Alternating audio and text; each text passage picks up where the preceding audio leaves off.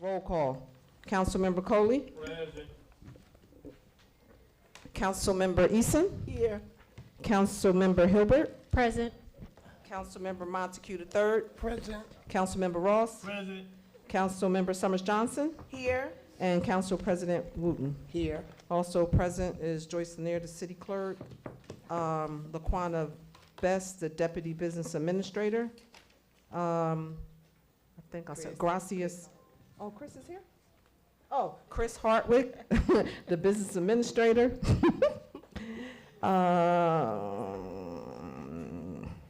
Gracia R. Mantelis, the city attorney. Anybody here from the fire department? No. So he went out the door. Yeah, so Yeah, he's here. Captain Dawson. Captain Dawson from the fire department. I guess Now- he's not staying. He's not staying? Okay, now Clements, the CFO.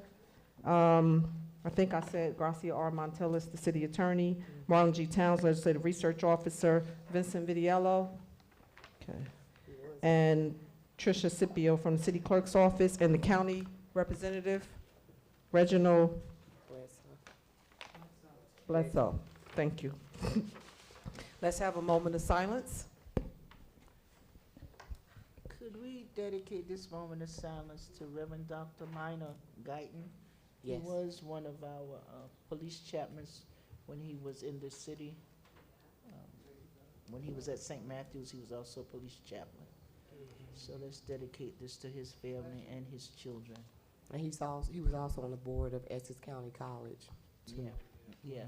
And yeah, he's a trustee on the board of Essex County College with our dear friend, Attorney Marlon Towns. Okay. Could we also mention the former mayor, Sharp James? Sharp James. Yes. What was that? Sharp, Mayor Sharp James. Yeah, as Mayor Sharp James. Yes.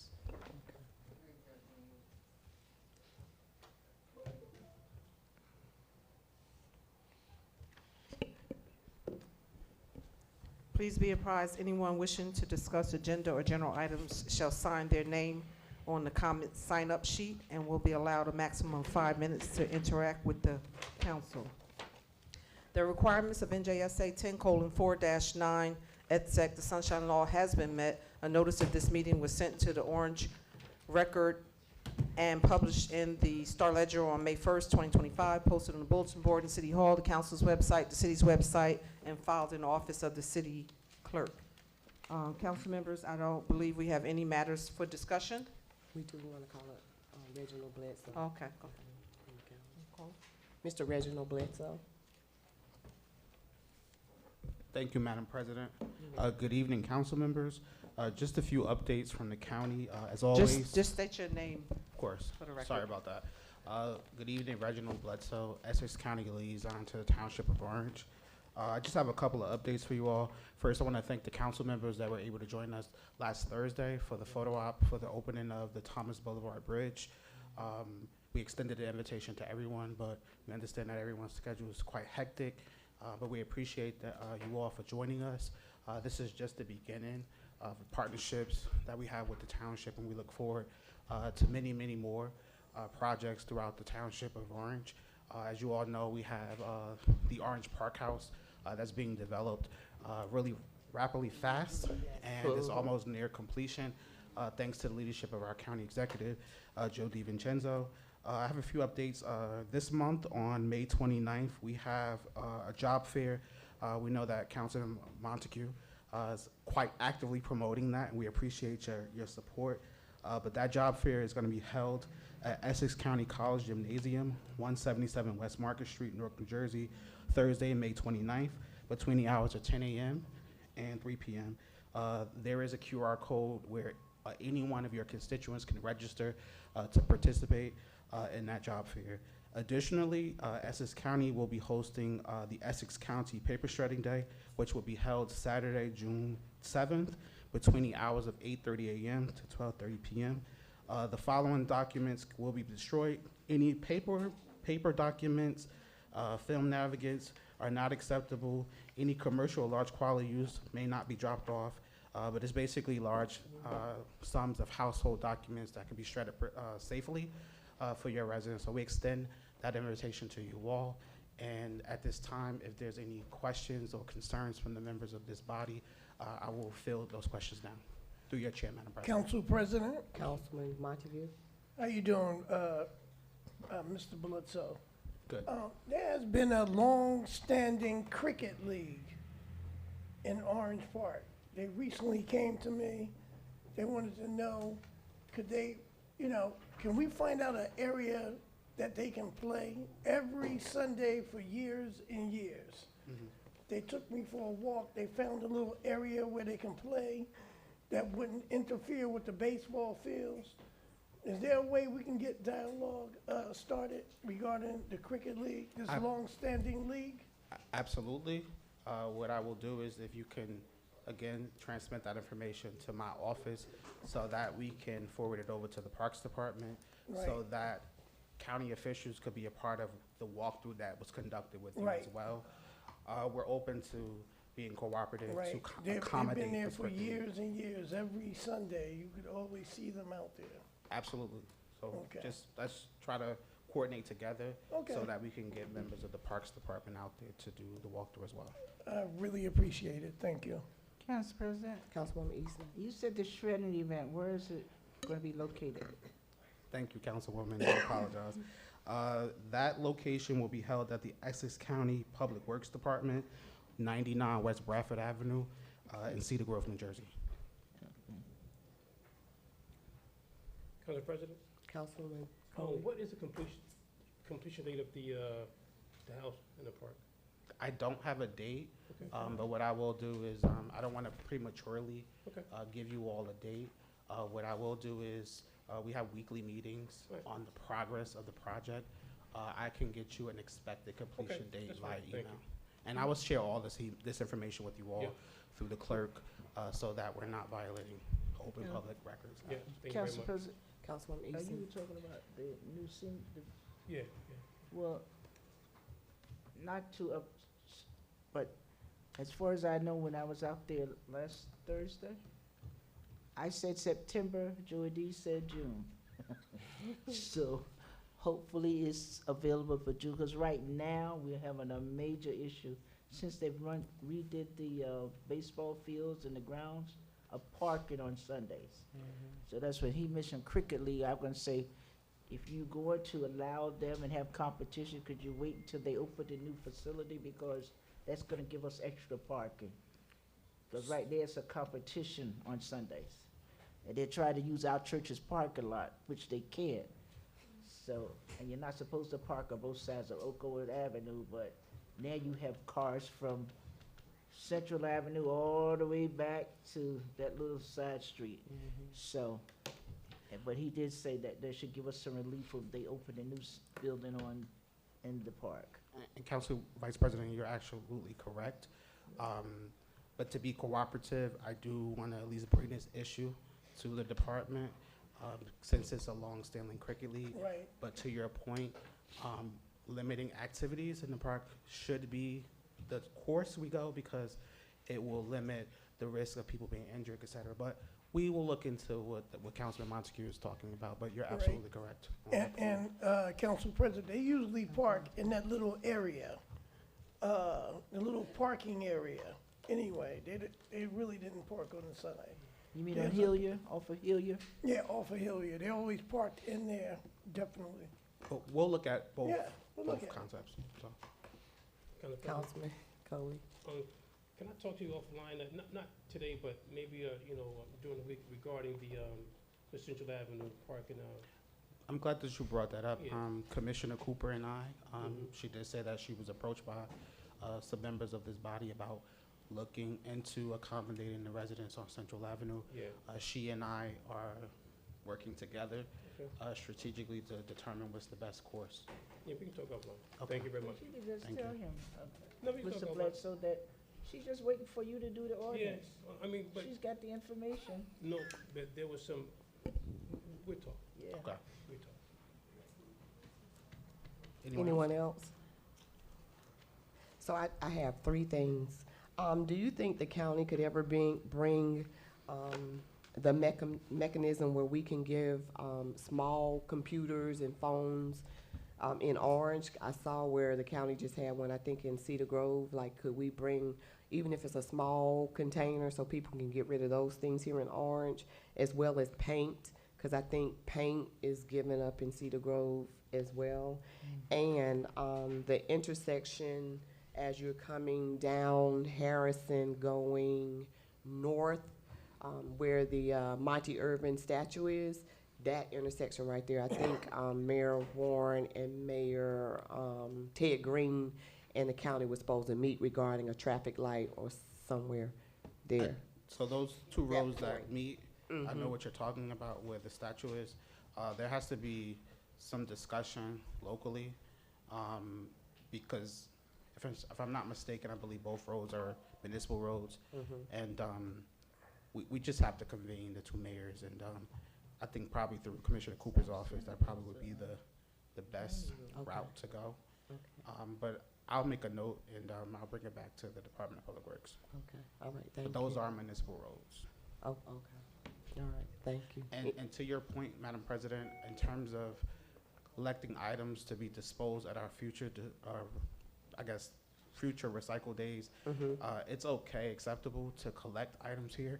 Someone just have to transport them up to Cedar Grove to Oh, be okay. disposed of. Okay, So, all right, cool, that's nice. I have a lot of paint to get rid of. and in closing, I'm a phone call away, email away. It's always best to, communicate these issues prior to these meetings so that we can address them, so that when we come to these meetings, with all due respect, we have solutions for you all, because we know that your time is busy, and we want to do our part as a county. Okay, So all right, thank you. thank you. Anyone Thank else? you. Thank you, sir. Thank you. Thank you, sir. Director Sykes arrived at 7:07 PM. Council members, are there any other discussions about any resolutions or ordinances on tonight's agenda? If not, is there a motion to adjourn? Madam, Councilman Ross? Okay.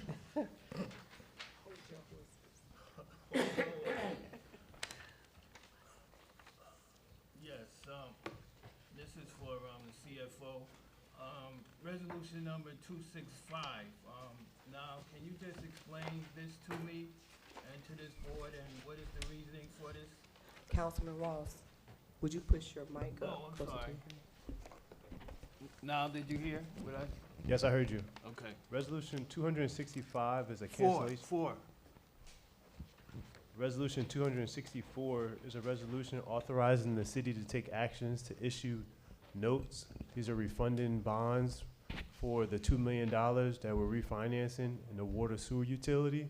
So earlier this year, the council voted to refinance $2 million of water sewer debt so that the current fund budget can anticipate $2 million in revenue. So this is us authorizing the issuance of the refunding bonds. So are we, this bond, are we getting a better rate on the bond? It's the same rate, Same rate? yes, sir. And what is that? 4%, 4%? yes, sir. Okay, thank you. Yes, sir. Anyone else? Yes, Council President, Councilman Montague? just for clarification, and I think I might have my answer, but now, could you please explain 265, 266, 267, and 260, they're all related to each other. What was the last number? 268. So that was 265 to 268. 268 is corporate 268 department. That's is the co-op. Oh, excuse me. 268 is for disabled 267. veterans. 265 through 267 are Right. resolutions canceling tax sale certificates. So this property went to tax sale in error. They were from misbilled water bills from when Veolia was doing the billing. They went to tax sale twice. They went to tax sale last year in July or June, and then they also went to tax sale in December. That's where two different resolutions for the cancellation of the tax sale certificate. Okay. So no liability to the city of Orange Township, correct? The city's gonna have to refund them. Those amounts are being refunded from the city. And this was all due to a mistake by a water company? As the resolution reads, yes, sir. Okay. Thank you. Yes, sir. Anyone else? Motion to close? Motion to adjourn by Councilmember Summers Johnson. Is there a second? Second. Second by Councilmember Eason. All in favor? Aye. Any opposed? Meeting is adjourned at 7:16 PM.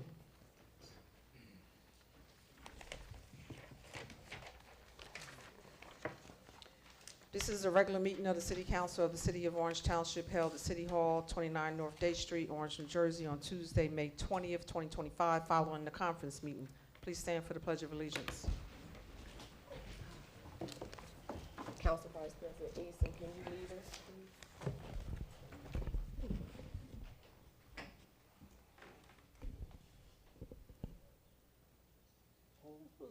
I pledge allegiance to the flag of the United States of America and to the republic for which it stands, one nation, under God, indivisible, with liberty and justice for all.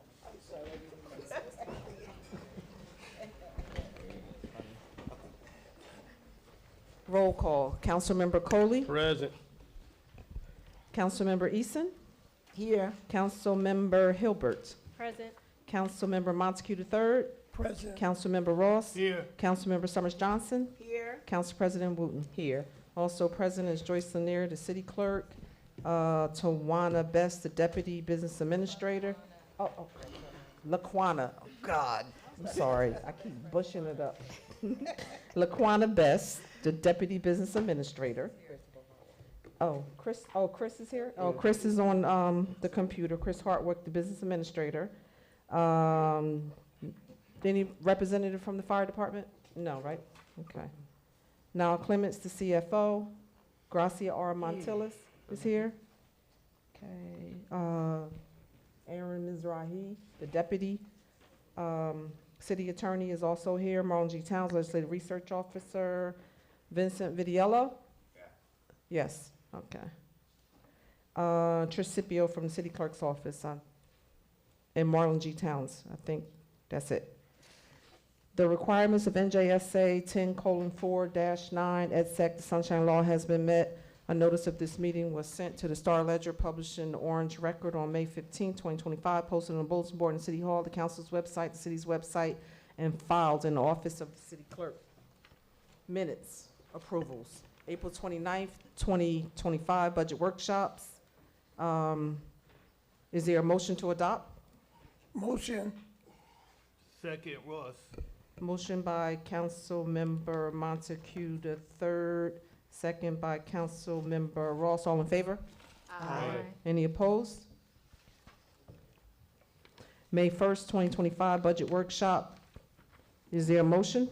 Motion to adopt, Ross. Second, Summers Johnson. Motion by Councilmember Ross, second by Councilmember Summers Johnson. On the motion, seeing none, all in favor?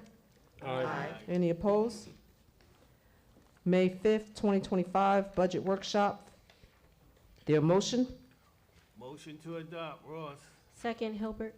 Motion by Councilmember Ross, second by Councilmember Hilbert. On the motion?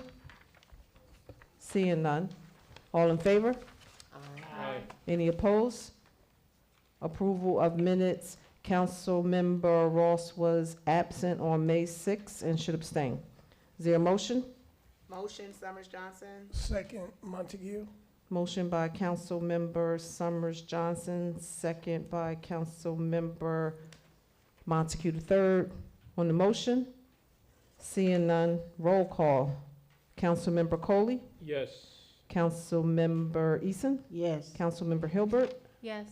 Councilmember Montague III? Yes. Councilmember Ross? Abstain. Councilmember Summers Johnson? Yes. Council President Wooten? Yes. Motion passed. May 7th, 2025, budget workshop. Is there a motion to adopt? Motion to adopt. Second. Motion by Councilmember Hilbert, second by Councilmember Montague III. On the motion?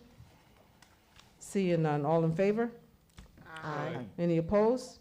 Motion passed. Reports. Monthly revenue collection, the planning department collected $55,597. There are no, the clerk's office collected $141.15. There are no open reports, council reports. Reported to me. I have it. Communication and petitions, a public hearing of an updated petition for approval of proposed cost recovery of a lead service line replacement plan by New Jersey American Water Company, Inc., will be held virtually on May 8th, 2025 at 4:30 p.m. and 5:30 p.m. Additional details and participation instructions are available on the New Jersey American Water Company website or by reaching out to the Public Utilities Board Secretary at 609-913-6241 or via email, boardsecretary@bpu.nj.gov. Point of Council order. President? Uh, Councilwoman. This says May 8th. Did it pass already, or is there a new date? It was May 8th. It passed already. Yes. It passed May 8th.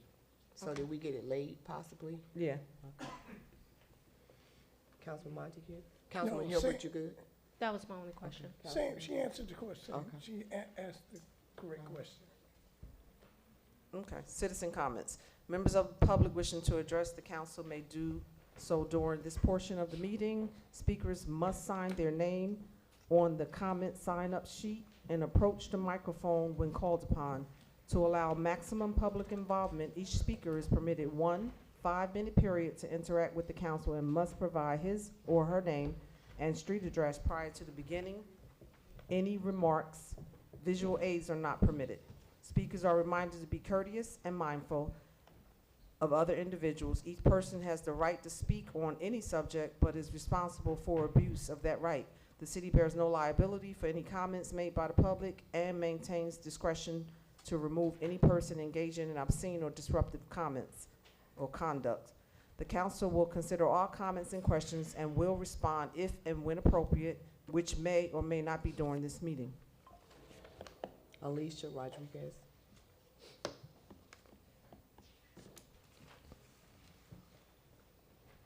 Good evening, guys. Good evening. 487 Mountain View Ave. I have a lot, so bear with me.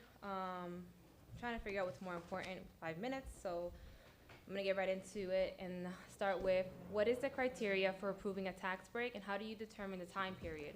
How do you determine the bond amount or the CBA amount? Why does a bond work better in these situations today? I'm trying to educate myself more so I can better understand your decisions. For those reasons, for the pilots and the tax breaks, I started to do a little bit more research, and I have a question. Are any of these stipulations added to these agreements that you guys have all gone through and agreed are good for us? So is there an escalation clause? Basically, that requires the annual pilot to increase by a fixed percentage each year. That keeps the pace with inflation and rising municipal expenses. That keeps up with the pace with inflation, yeah. Number 2, percentage of gross revenue or net profit. Instead of a fixed pilot, include a true-up provision to recalculate if actual revenue significantly exceeds the projections. And number 3, a reopener clause, which is provisions that allow the city to renegotiate terms if the project's profitability far exceeds original expectations. It also helps with municipal costs for infrastructure, sanitation, any increases in that. So are those 3 things included in the agreement? If they are, maybe I can better understand why you guys continue to pass them. Resolution 273, if approved by the majority of voting council members present during the vote, from what I've learned today, will give the current council president the sole authority to make certain future unilateral decisions, which include, number 1, without a council vote, number 2, without the approval of other council members, number 3, without those decisions appearing on the council's agenda, and number 4, without full or prior disclosure to the public as to what decisions were made. All these points concern me, not because I don't trust you, but because I don't think any one person should be allowed to have these things in place over decisions for a whole city, especially when we have appointed members to speak for us. There are different ward representatives on this council that represent different parts of the town. Each part of the town has citizens that may have different needs or agendas. It also has the potential to eliminate certain checks and balances. So, let's say regardless of all that I just said, you still decide to move forward. Is there something or stipulation in this that would then give council members the ability to veto the council member president's vote if you do pass it, and then she does have those powers? And then what other benefits does that provide to the public, this particular ordinance, besides appointing people to committees that haven't been able to fill the position? What was the other? Some have said all we do is complain and say how bad Orange is. I don't believe I've ever heard that in any of the meetings, not from any of the constituents anyways. I do know that a lot of us are upset as a result of the decisions that are made by the people who work in the council. And we come here to voice those concerns and better understand the decisions you guys make. So I'm hoping that with that in mind, you guys remember when you speak about us and the ones like, well, all we do is complain. That's our job, is to voice our concerns. And if we sound upset, it's because we don't understand. And maybe you guys can do a better job at explaining it instead of asking us to email it when maybe all of us have the same questions.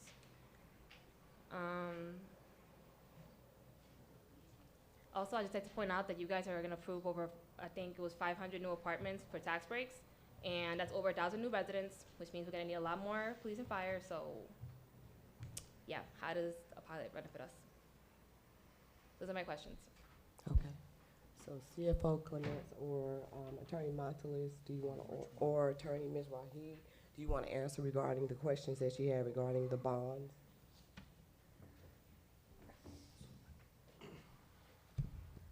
Sorry, what was your question about the bond She again? spoke about. What's the benefit of a bond versus a CBA for these agreements, for these tax breaks? I think it So- was 150,000, and it's for a bunch of different prices. Whether you're building a 26-unit apartment building or 86 apartment unit building, there's like 150K is the set limit. Right, they're really two different things. A redevelopment area bond is something that's used to finance certain like infrastructure improvements or other municipal improvements that the city is effectively underwriting.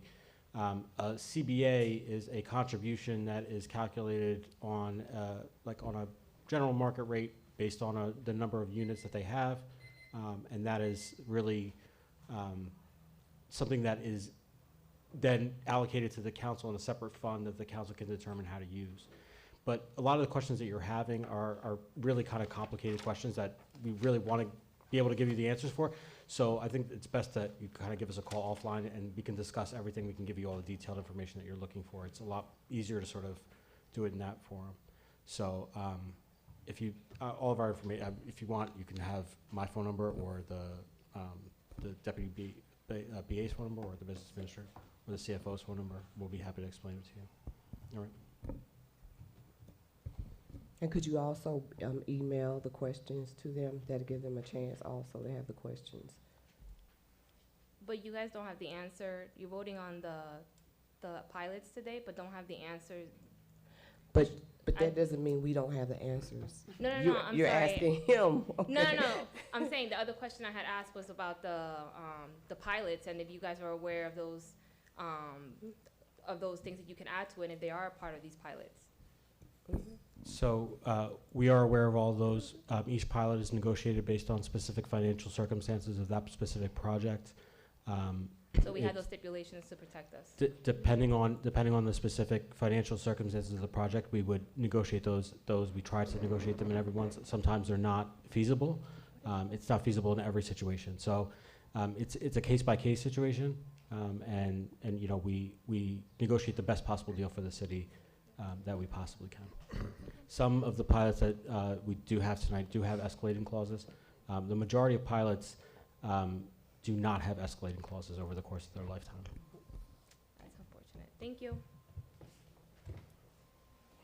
Gloria Bozeman. Good evening, 345 Alcott Street. I think I forget to say that most times. Nevertheless, good evening, and first up I want to thank Chief Financial Officer Clements, who responded to my question rapidly. I still don't understand the answer, but I at least appreciate the attempt to clarify those particular issues for me, and I will continue to press until it becomes clearer for me, and I'm certain it's because some of the language is not something that I use every day. Nevertheless, I do want to say that one of the ways that what we hear following our presentations, that's in my time, what we hear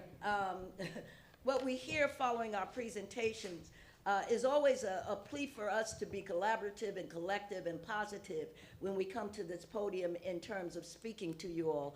And I want to say that although we attempt to do that, when you have a preamble that says you will answer our questions if and when you feel it's appropriate, and maybe at this meeting and maybe not, and then we never have an answer to it, it does make us somewhat in a confrontational stance. So I listened to our resident this evening, who was very specific in terms of what it was that she presented in terms of those pieces of the contracts that we don't have any knowledge about, and so maybe you do, but we don't. And because we don't, we'll continually come here with those questions.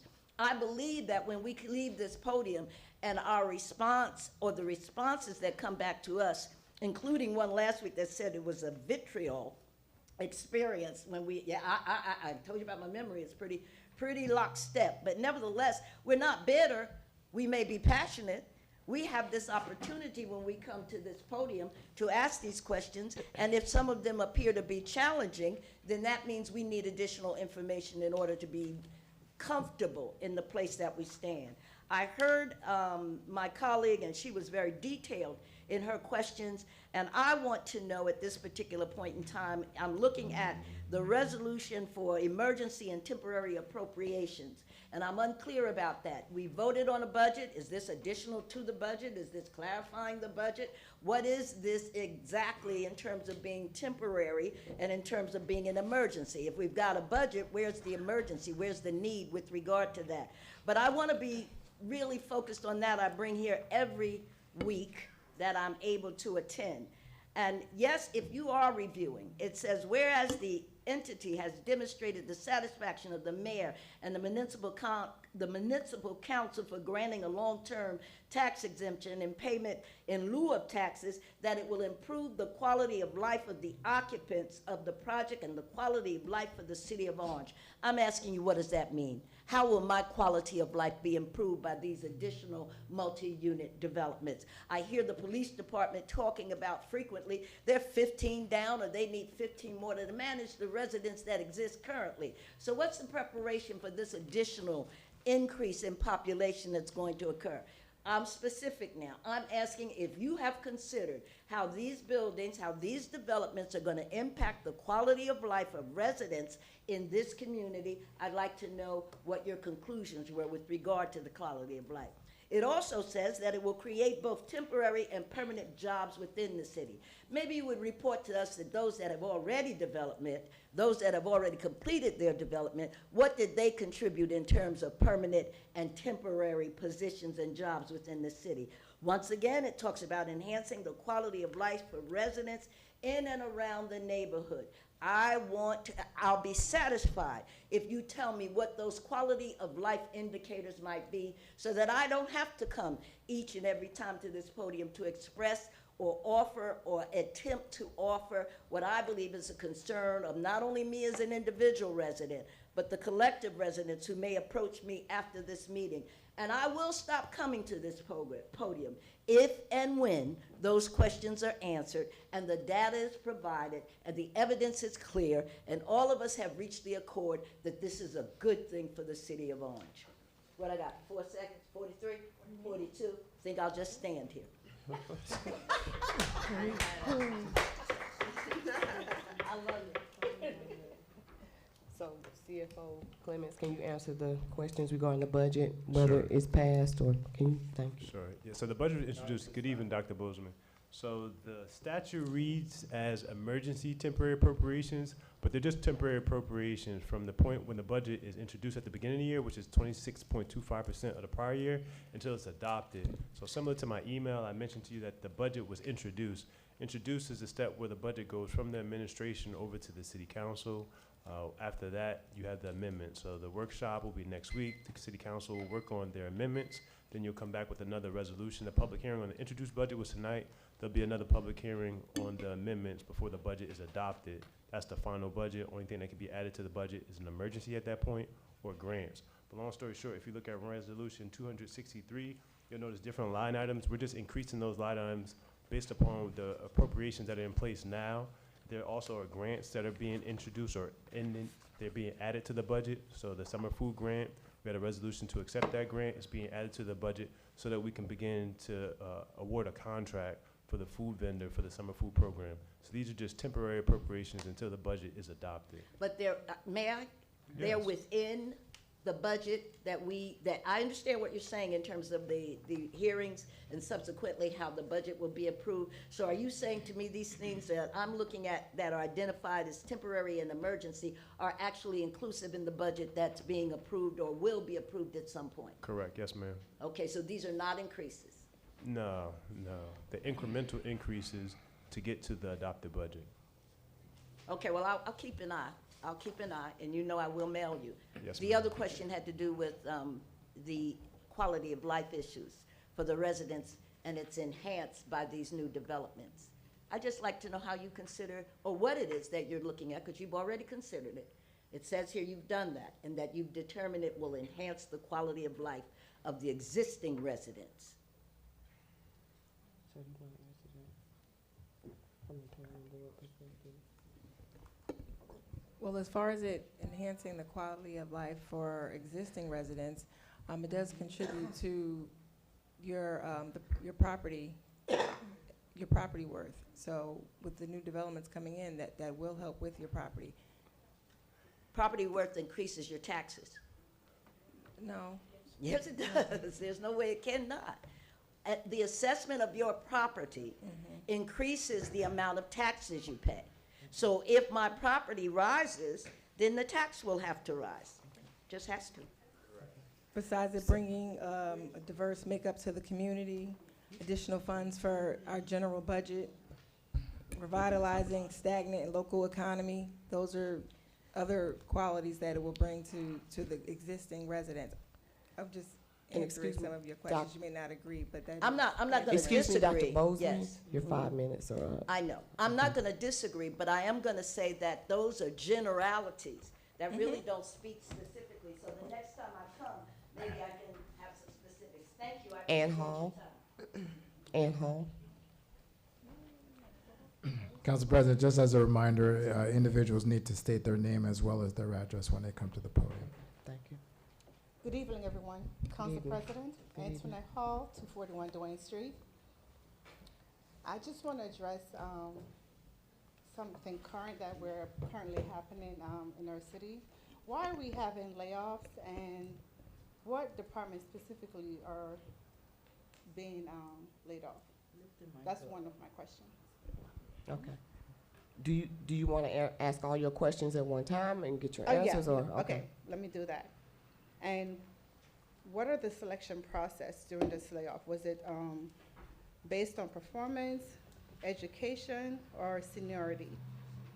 And also, are people being terminated who are related to other city employees, or say, for instance, the city council? And my last question is, our police department, are we downsizing our police department? Because the last time I checked, the police departments are also ran by grant money. So during the climate that we're living in currently, is it a safe thing for us to be laying off our police officials? Okay. Those are all your questions? Yes. Okay. Mr. Hart White, would you like to respond?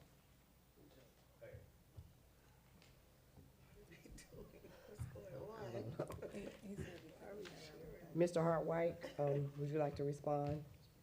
So I heard the first two questions. Beyond that, it was somewhat garbled on my end, but. I can repeat. Are there layoffs? Yes, there are anticipated layoffs. We have not determined with specificity whether or not those layoffs will occur. If they occur, how many people will be impacted.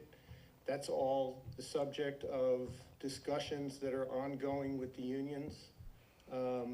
It's also part of the budget discussions.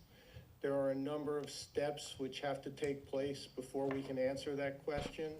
Included among those steps are tonight's second reading ordinances.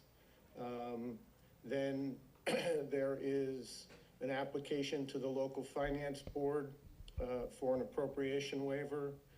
There's the introduction of the RAD bond ordinances, and obviously there's the conclusion or culmination of the negotiations with the unions.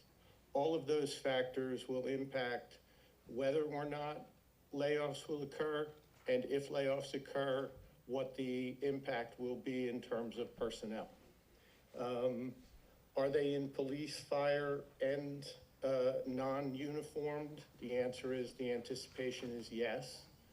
If we have to go to that, each department would probably be hit. In terms of the selection process, if I heard the question correctly, what is the selection process for how people get laid off? Is that the question? Yes. Yes.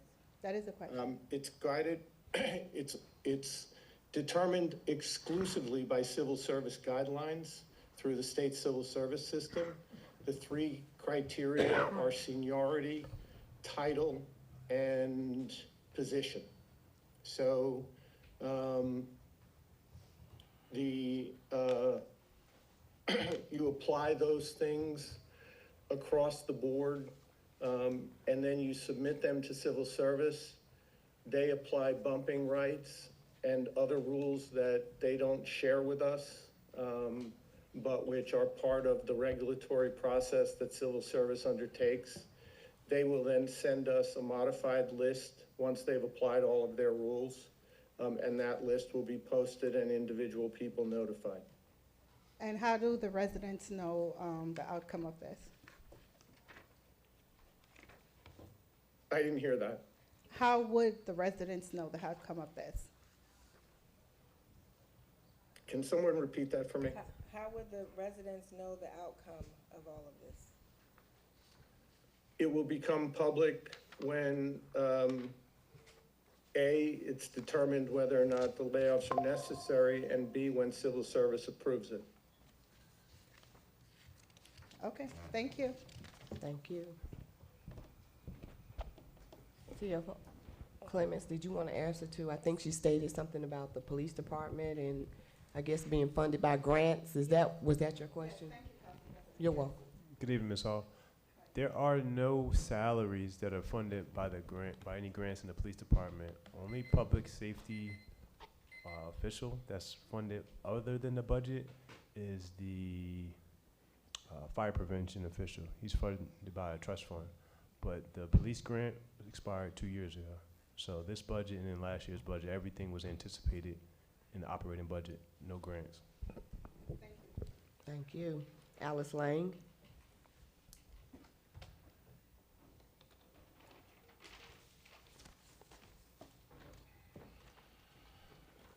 Good evening, City Council President, Good our evening. council people, and I always like to greet our citizens because it makes me feel good when you come out. It lets me know that the town matters and the things that matter to you, and I am not alone. I live at 400 Oakwood Avenue. Name and address, please. Alice Lang. I live at 400 Oakwood Avenue. And I have concerns that haven't been around for a while, so I need to catch up. But we've had issue of domestic violence in my senior building. And I don't know if it comes under the city to address it through the health and mental health issues, or if it comes from the community in the police department. But at 80 years of age, and having had 11 brothers and sisters, and a mother and father that were together until their 90s, I am not accustomed to living like that. Aside from the fact, too, we still have, I call them New York size because the only time we see big rats is on TV relating to the infestation on the property. They've had babies in the last couple of years, and they're pretty good size of a puppy, and they don't care when you run around. You can't take boxes to the dumpster because day and night they're running visible. They're chewing up wires and getting under the cars, and they can get inside of your car. I don't want to get inside of my car with a great big rat. I don't even like a mouse. And that's a big infestation. If you're sitting in the lobby, they run around. I'm told there have been teams of health people out in council. I haven't seen it.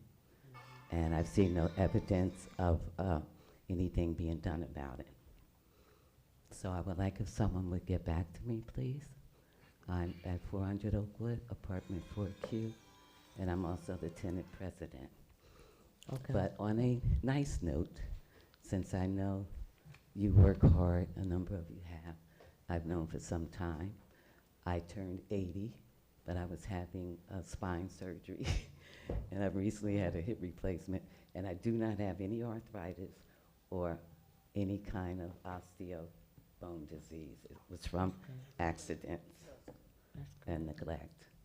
So on the 29th of, that's Thursday after next, I will like to invite you to come and celebrate not just my birthday, but I'm calling it Boots on the Ground because of the situation we're in politically. And not only that, I moved to Oakwood from East Orange because where I lived, I got tired of hearing sirens going by. And we seem to have a lot of fires in private homes around Christmas time in the winter, and I'd like for you to address that. But I hope you show up. Non-stop music, 4:30 to 9.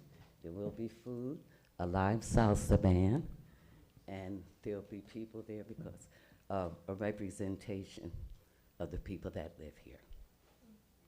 Thank you So much. I hope you will come out.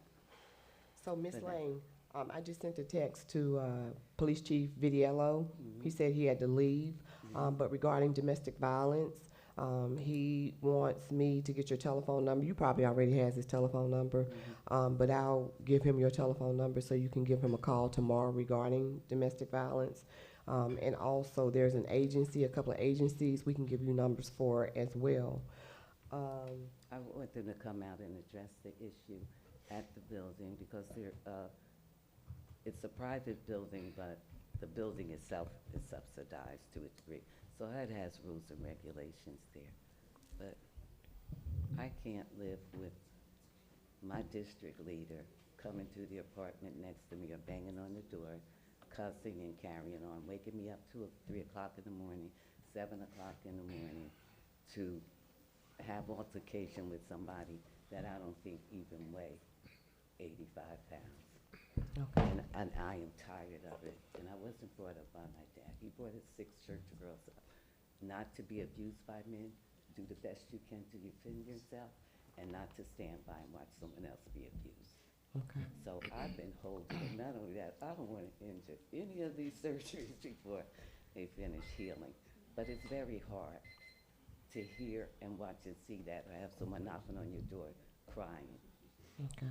I'm gonna text him and text the director and see if an officer can come back and speak to you, while we're still here, and talk to you about a police report and other things like off record, right? Yes.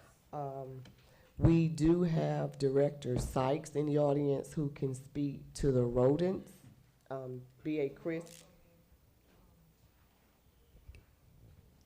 I'll also make sure code enforcement comes to the building and speaks with the management company because they should be having someone come there to exterminate with a building that They size. come It should every be Wednesday. frequently. We have exterminators I'm sorry? every Wednesday. You do have Yes, and we have and it's all, problems that exceed buildings that have exterminators once a month.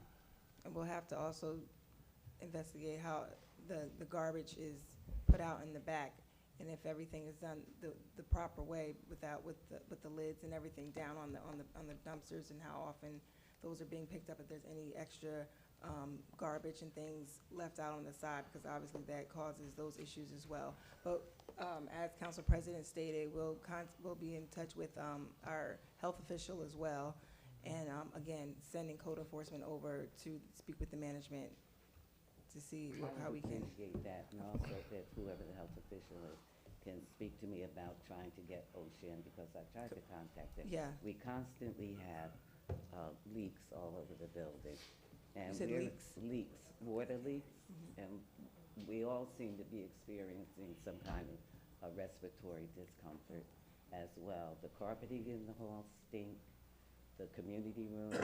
So if we'll have you the stand task there- force come to the building, just so they can even go floor by floor to identify those issues that are outstanding. Yes, I would and get them. appreciate Yes.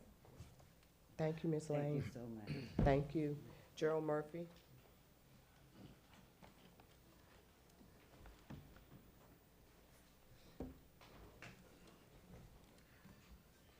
Yes, Gerald Murphy, 26 North Harrison Street, Orange.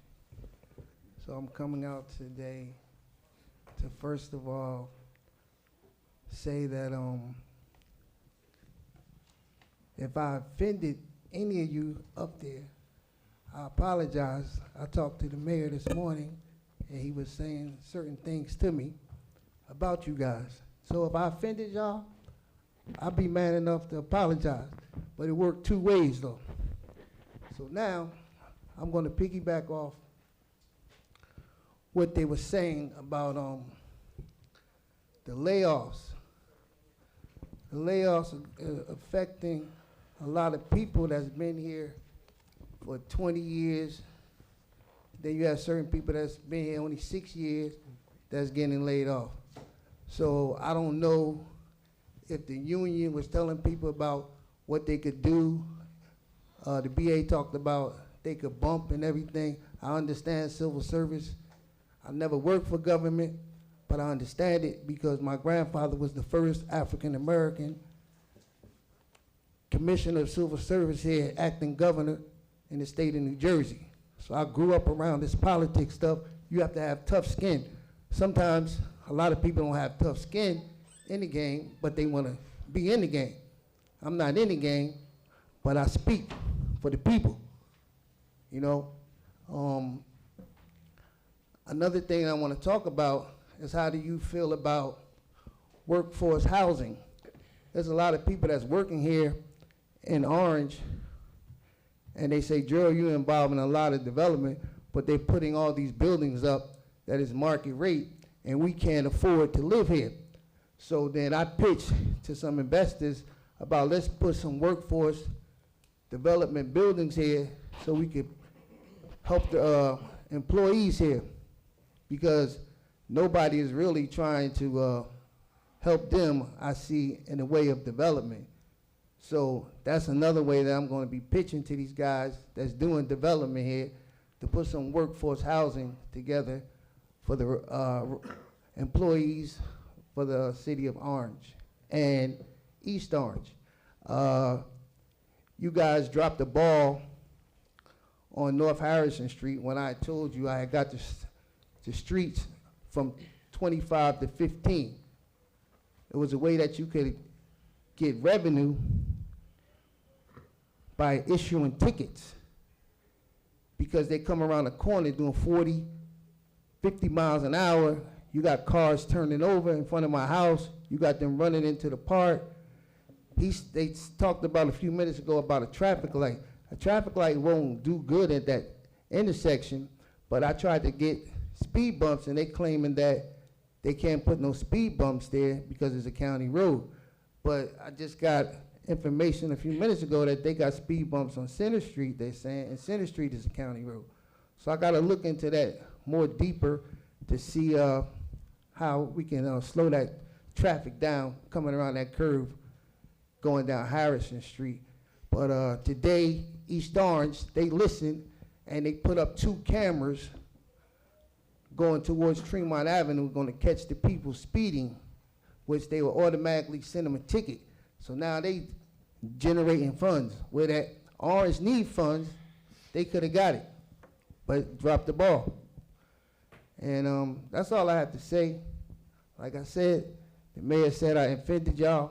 So once again, I want to apologize if I offended y'all, especially you. I know you a long time. Your father and my uncle were best friends. My uncle was your godfather. All right, Councilwoman Summers? Yes. And Councilwoman Wooten, I did address all that on Berwyn Street today. Thank you so much. All right, I explained to the mayor what my decision was. I didn't want to take the buildings down because of the schools. So I didn't want the prodigals to go into the schools. So he agreed saying, oh, you wasn't asleep, that makes sense. And I'm putting an additional tarp on the outside tomorrow. Okay. But I did cut the grass and everything on 46 to 60 and 39 and 41 Berwyn. So all that's been taken care of. Okay. All right? Thank you. Thank you so much. All right. Officer Forrester, is it officer, captain? Okay. Chief Vidiello said, could you take Miss Lang's telephone? You got Miss Lang's telephone number, the young lady that came? Okay. All right. Thank you. Motion to close citizen comments. Motion to close citizens' comments, Summers Johnson. Second. Second, Ross. Motion to close citizen comments by Councilmember Summers Johnson, second by Councilmember Ross. All in favor? Aye. Any opposed? Council comments? Councilman Montague. Good evening, everyone. I just want to read something into this meeting.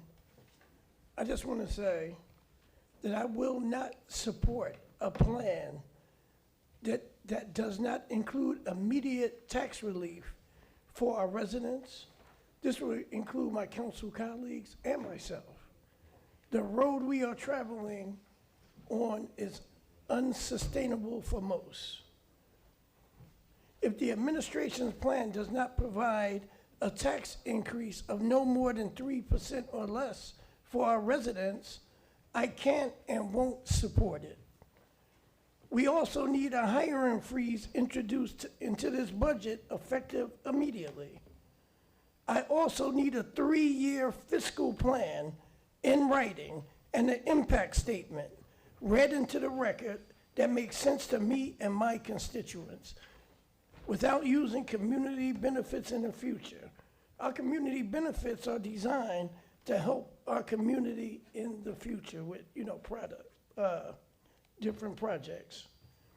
I don't recommend that we infuse every dollar from the community benefits plan that we are about to receive into the budget. Why not put some in reserve for future projects? I just want to be clear. My allegiance is to the citizens, constituents, and taxpayers. Do I respect the administration, directors, and employees? Of course I do. But I'm an elected official that has a fiduciary responsibility and obligation to be the liaison between the citizens and our administration. I will be one of the voices that will affect change in this budget today and moving forward. I hear my constituents loud and clear. I'm going to be honest. In some instances, it's necessary for a reduction in staff because of budgetary reasons and major concerns. Does it and will it hurt? Yes.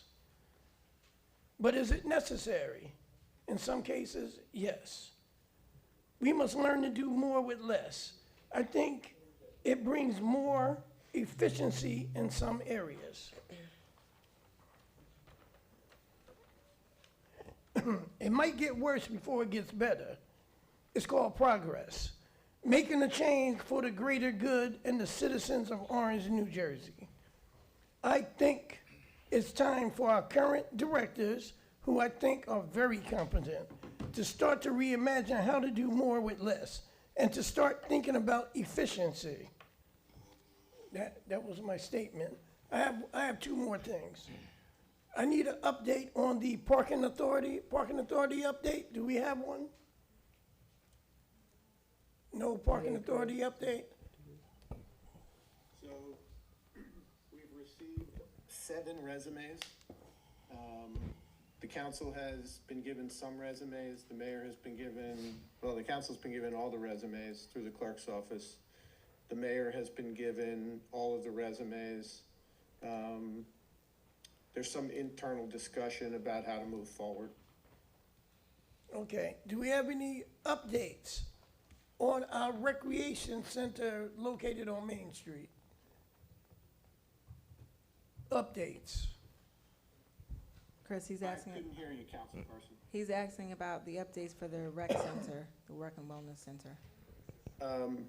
As I've said at the last couple meetings, we are engaged in negotiations with the developer, exchanging comments on primary documents to document the deal. The structure of the deal has changed on us because of changes in the law. So it makes the documents a little bit more complicated, and we had to start over based upon the new structures, or the structures that we were using that it was determined we could no longer use by the Supreme Court of the state of New Jersey. So we're now back to the drawing board. We've exchanged 2 rounds of documents.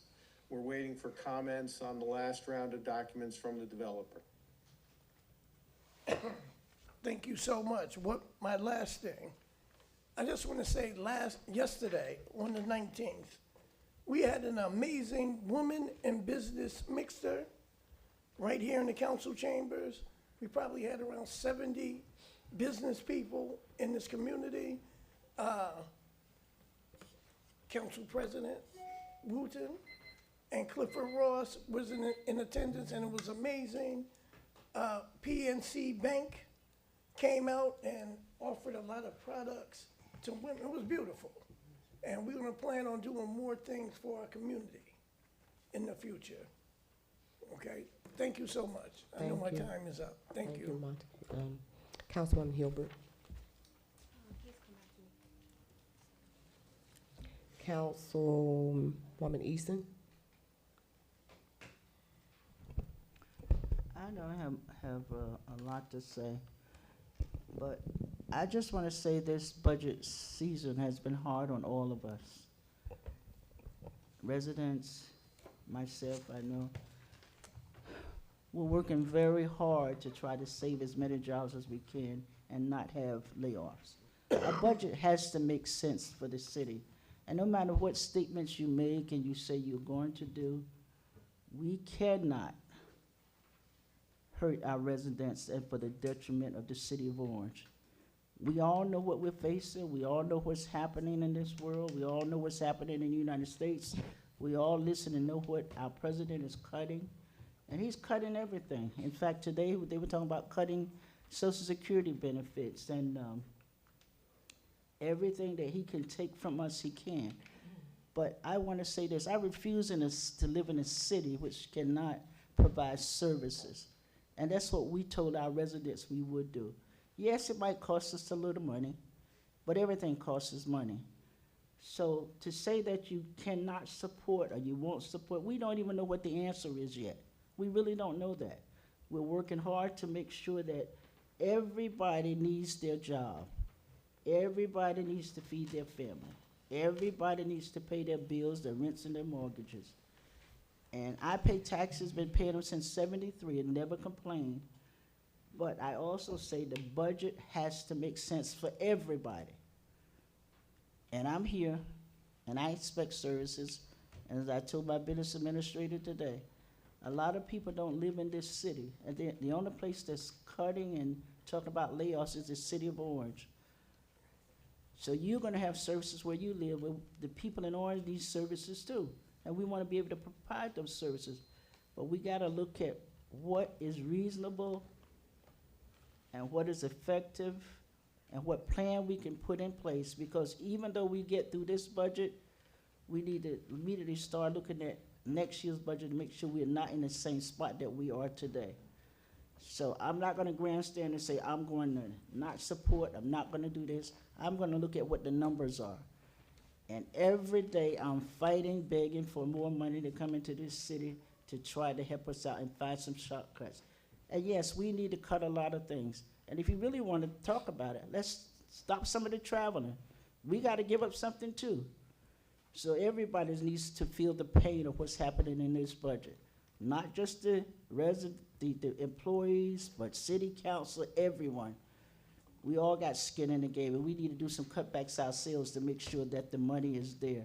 So, but we know we have a challenge ahead of us, and we're trying to face that challenge with the head of our CFO and our business administrator, because Niles is gonna pull some money off his tree in his backyard to help us out to insert into the budget, right? But we're gonna try and do the best we can.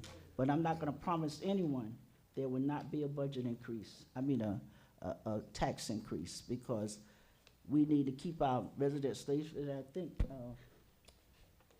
someone always talks about the development, what we're doing, and how's the development benefiting, is taking the blight out of our cities. And I meet residents outside of this city all the time who said, I like what you're doing in Orange. It's starting to look really good.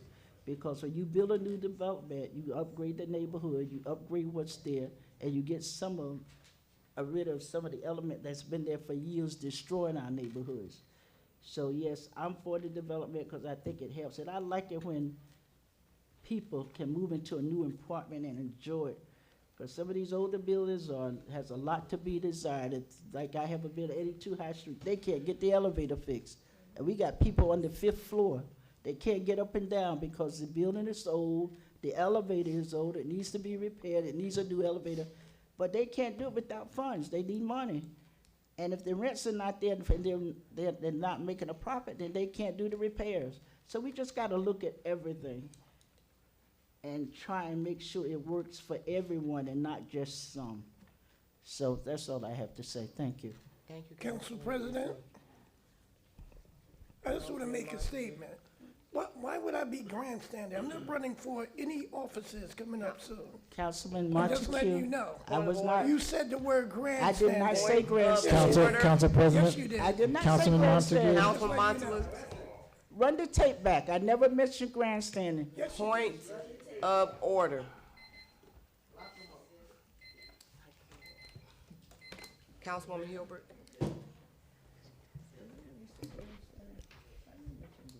Well, I feel the heat, but I'm gonna put a little more gasoline on it. So good evening, residents and administration and my council colleagues. There's just so much to really hash out with, but I have 5 minutes. And we're really here to do the business of the people in the community. Just to touch base on what is happening in this meeting. From hearing from the residents and my council colleagues, I completely agree with there are so many moving components and what we as a council need to discuss and coordinate and observe and research in order to operate and serve you in the best of our ability. And at times when we do decide to vote the way that our constituents want us to vote, sometimes we get attitudes, we get iced out, we get called names behind closed doors, and everyone looks at you like you're different. Grandstanding, if we want to go back to that, because I believe at the last council meeting, I had a council colleague speaking negatively about me while I was talking. It's not about grandstanding. It's really about coming to this meeting, speaking on this mic for those that we have to go back to and answer to.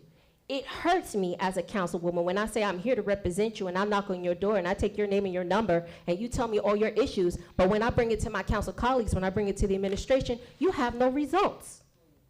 That is frustrating. And sometimes they tell you, oh, well, it's not like your business, Councilwoman Hilbert, things take time. Okay, things take time. Teach me the process so now I could go back and explain it to my residents, my neighbors, the people who are looking to us to represent them when they can't be here at 7 o'clock because they're working 2 jobs to afford to live in these buildings that are falling apart around them. And they might not get the opportunity to live in these new luxury buildings that we're building because they gotta pay for food or stand on that pantry line that's not available when they're off of work. And they gotta figure out how to put their children through school, something that I understand. So when we're talking about what we're doing, you can't continue to vote yes on certain projects if it's not benefiting us 100%. 100%. I see something here. I'm not going to vote on it. I'm going to talk to the council president about it later on. But it was something that just came in my email. I like what I'm seeing where we're adding workforce housing and different type of things to a community benefits agreement. But you know what? This is like one agreement too late. You kind of fast-tracked 6 other community benefits at our last meeting. Not only that, I have residents who live on Bell Street where this development is being proposed, and they said they never got a notice from the planning board about the meeting or about what this development was going to bring to their street. Not only that, we're talking about workforce housing for city employees to live in the, city employees already live in the buildings, all up and down Lincoln Avenue and then throughout our community. They're middle-class people. But the people who are making 6 figures in our budget, 80% of them don't live in the city of Orange. And some of them are directors. And back in the days, just like West Orange has it, directors had to live in the city that they were serving. You had to know them, just like you know the council members here. Just like you know your district leaders. And not to mention, I do want to give a shout out to our Orange Democratic Chairwoman, Antoinette Hall, who is here tonight. Because tonight is the last night to register to vote. You don't even hear people talking about registering people to vote. You don't hear about community things. Where's the community? Nobody's gonna come out and take us serious if we're not giving them results. You wanna talk about bringing the budget down, not to misquote you, Mr. Clements, but when we were talking about the police, all of this 2-year expiration, all of it was anticipated. If it was anticipated, well, the council members who are sitting on our budget and finance board should have been raising hell back then. It's been 2 years since that money's been gone. Now you think the police department is disposable? We should not be entertaining layoffs for no one, especially if you were just hiring new friends and family members back in March. So I do not stand with layoffs.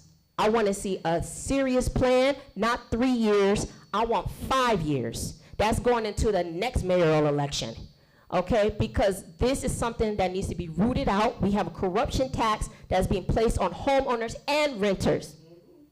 Everybody is suffering, and our schools are suffering, and our library is suffering because they rely on residents' property taxes to pay for stuff because we're so busy building apartment buildings instead of generating revenue and building more commercial property and working on community partnerships. I had so many other things to say, but man, I got a little fired. I will say this in closing, there are some people who are truly fighting for us in this administration. There are council members who do go and have the conversations. But like I said, you have to have that same energy because you can't put all the blame on Trump. Trump is not acting alone. It is our responsibility to protect our community. And I'm gonna make sure I continue to fight and say what I want to say and vote how I want to vote because it's my kids' future that I'm worried about. My kids go to the school. I'm paying the property taxes. I just got blocked in my driveway this morning trying to go get my kids. It's too many cars. It's too many people. So you guys think about that. You put that on your conscience when you want to do your song and dance and talk about what you want to do for the budget. And I'm going to close it like that. Thank you. No, not to mention, we also had, Council President, we also had the department, please don't make any more comments. I said I'm not a child. Please do not make any more comments. Point of order. I said I'm Listen, not a child. let me tell you something. Council President. Council President, I would recommend a recess. Council President, hold on one second. Take a 5-minute recess. Hold on 1 second. Hold on 1 second. Motion for a 5-minute recess. I'm still speaking. I'm Your still time is up, speaking. actually, Councilwoman. Your time is actually up. There's been a I had call a for a question. recess. I had a question There's of a the call council for a vote president. for a recess. Excuse me. 1 second. Councilwoman, Listen, hear what 1 second. I said, point of order. But I For was you talking and to you. Councilwoman Summers Johnson. But I I'm said talking to point you. of order. So let's Listen. stop. But why are you stopping me if I'm asking a I question? said- She interrupted me like she Councilwoman- always does because she is a child. Councilwoman Hilbert, She there's is a a call child. for a vote. How's your recall, Jamie? Let her How's the go. recall going, Jamie? How's the Councilwoman recall Hilbert. going, Jamie? Councilwoman, You have you one are out more of time to order. interrupt me. You are out have of one order. more time to interrupt me. Everybody get up. Tell me what's going to happen. Oh, no. You got one more time to interrupt me. We're not doing it. We're not doing it. We're not doing that.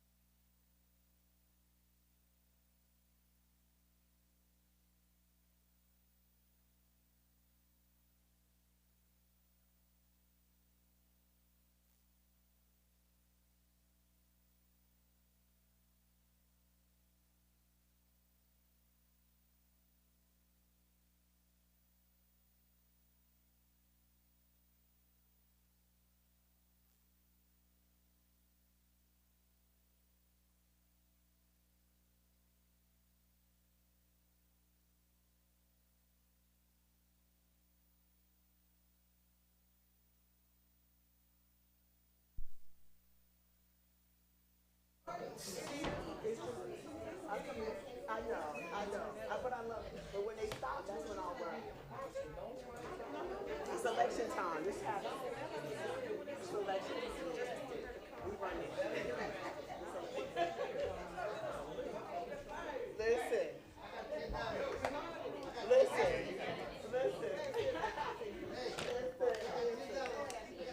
I ain't hardly about to run in this city. You just lost your mind. Is this going to be shown? Can we show this? I want this tape.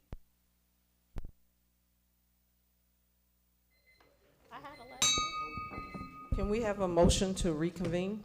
Motion to reconvene. Second, Summers Johnson. Motion by Councilmember Montague III, second by Councilmember Summers Johnson. All in favor? Aye. Any opposed? We are now reconvened at 8:38 p.m. Councilman Ross. I- We did a point of order. Okay. Because it got crazy. And Councilwoman Hilbert went over her 5 minutes. Okay, got you. And we're gonna go to Councilman Cliff Ross. Ready? Attorney Montalez, is that proper? That's correct, Council President. Thank you, Council President. You're welcome. I first want to start, and thank you everybody for being here tonight. First want to start off, I have a couple of questions regarding this weekend, and this is Memorial Day weekend coming up. And I see there's pool, the pool is full of water. So my question to Director Sykes, I see you back there, are the pools gonna be open this weekend?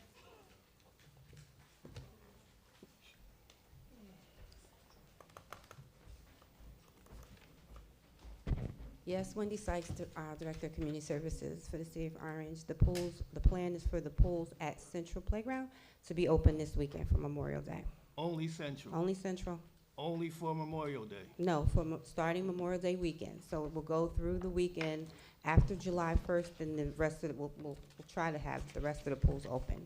Okay, and after the, in June, or whenever they're all gonna open, will Metcalf be open? I thought you said one question. Budget permitting, we're still looking into that, but the plan is to have all 3 pools open. Okay, all right. Okay. Lifeguards, how are we doing with the lifeguards? We have lifeguards that have submitted applications. We will have lifeguards to be able to open the pools for the Memorial Day holiday. And leading into July 1st, we're still collecting lifeguard information, background information for the lifeguards. So we should be set by the time the rest of the pools open, budget permitting. Great. One more question. I see on the website, and I see flyers and stuff about all the different activities regarding sports, soccer, football, everything else but baseball. What's going on with baseball? I haven't seen anything regarding baseball. Baseball we're looking into baseball. We have, we had the one team there, but we're looking for summer baseball coaches. And then again, it's a budget issue, so we are. So we don't have any coaches, is that what the issue is? So let me double check with the supervisor over at Recreation, but last I heard, it was an issue with coaches. Okay. Let me say though, that we do have the baseball plan in place. So baseball program plans are in place. We're just working on the details to be able to implement it. Thank you. You're welcome. And I'm a little afraid to talk about the budget, but I'm going to. I want to begin by saying this. I hear you, we hear you, and we've been listening, and we understand your frustration, your fears, and your concerns regarding the adoption of the FY 2025 budget. The budget situation didn't happen overnight, and unfortunately, it won't be fixed overnight. But I want you to know that we are working tirelessly, day in and day out, to find a solution that protects our city's future. To our taxpayers, we know you are already carrying a heavy burden.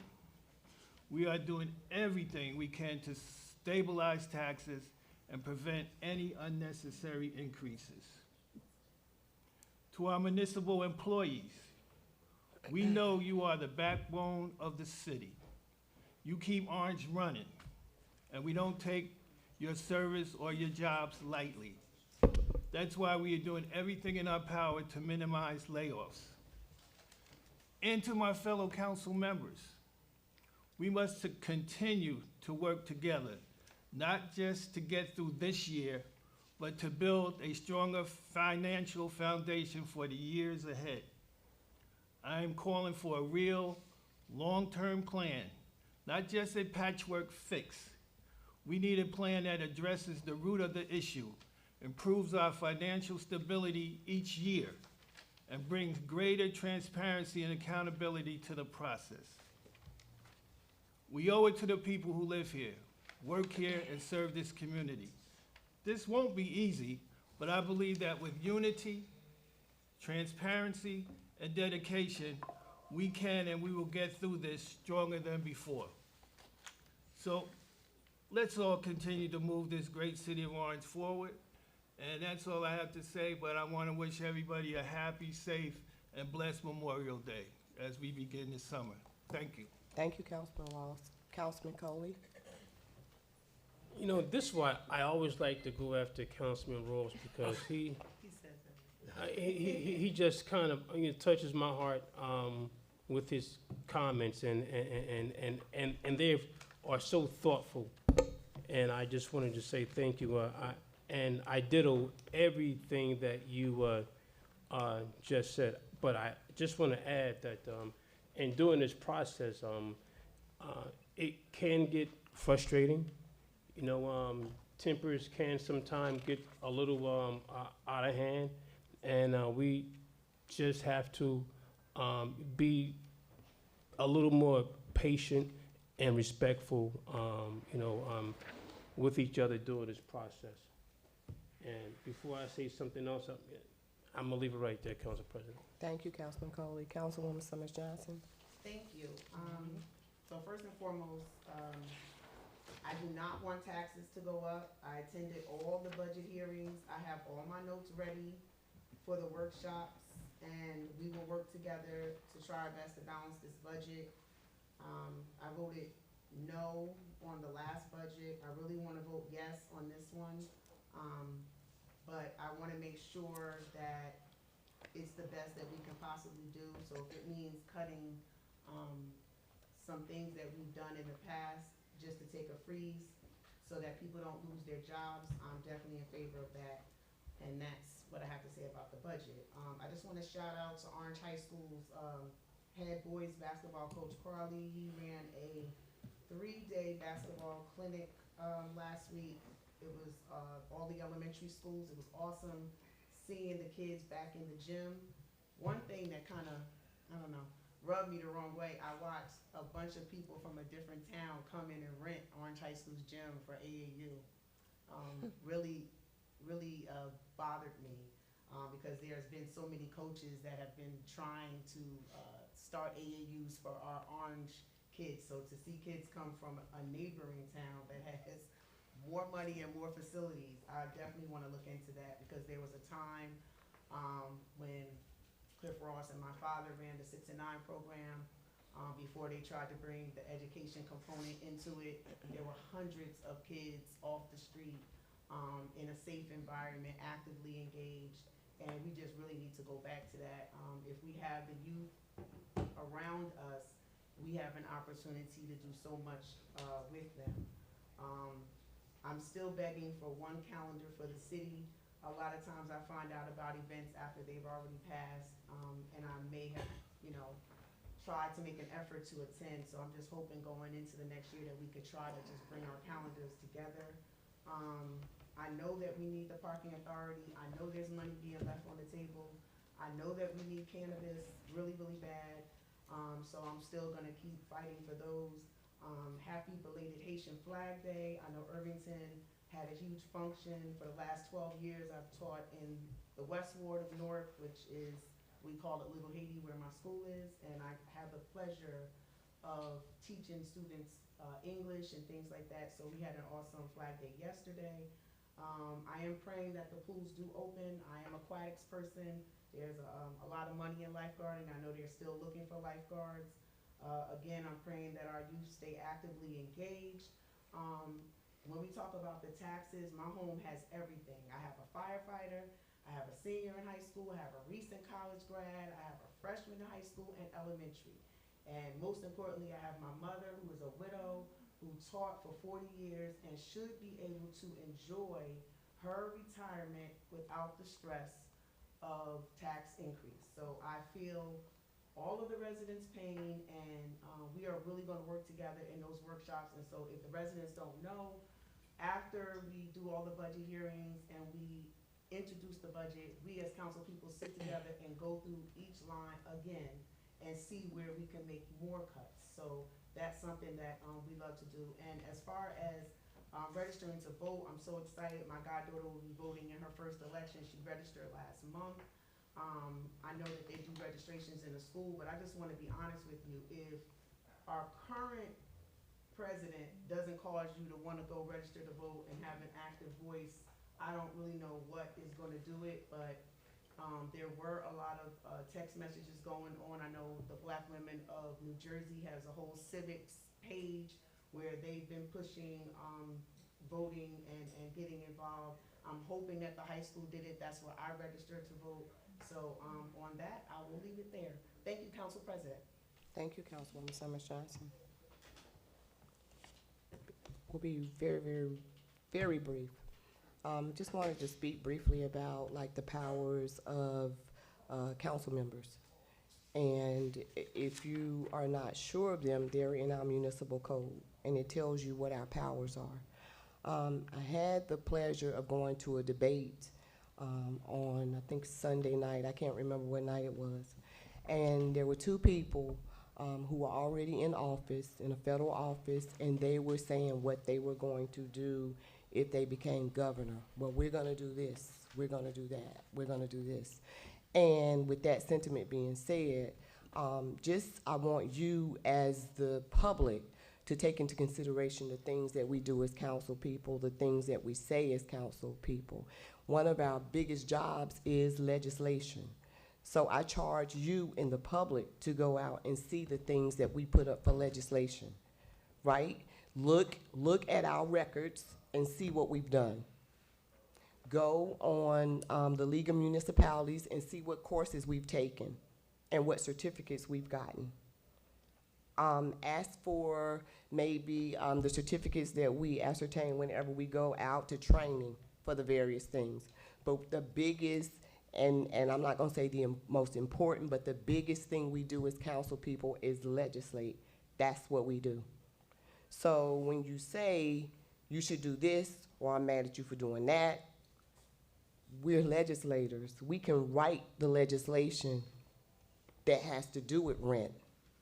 We can change the legislation of the rent leveling board if we're not happy about it. we can put up legislation for ordinances and resolutions. And as you know, ordinances is a law, and it's what becomes to our code book. And resolutions are things where we're just complementing the law. So I charge you with looking at our records. Look at our records, see what we attend, see what we do, but before you make a decision about who we are as council people, that's out first. So if you have the budget book, you can go to the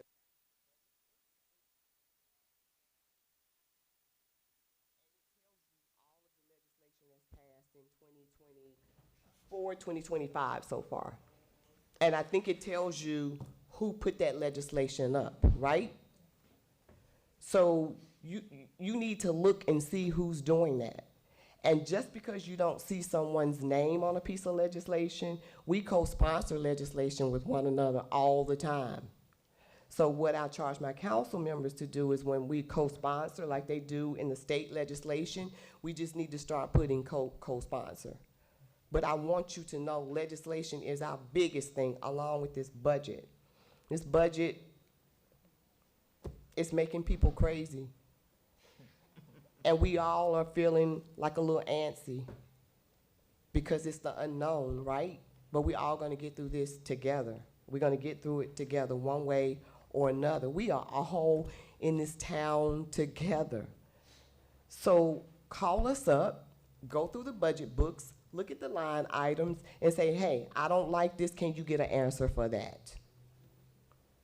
Or some of you may have come to our budget workshops where you've seen us ask questions of department heads about the various line items. So I don't want you to sit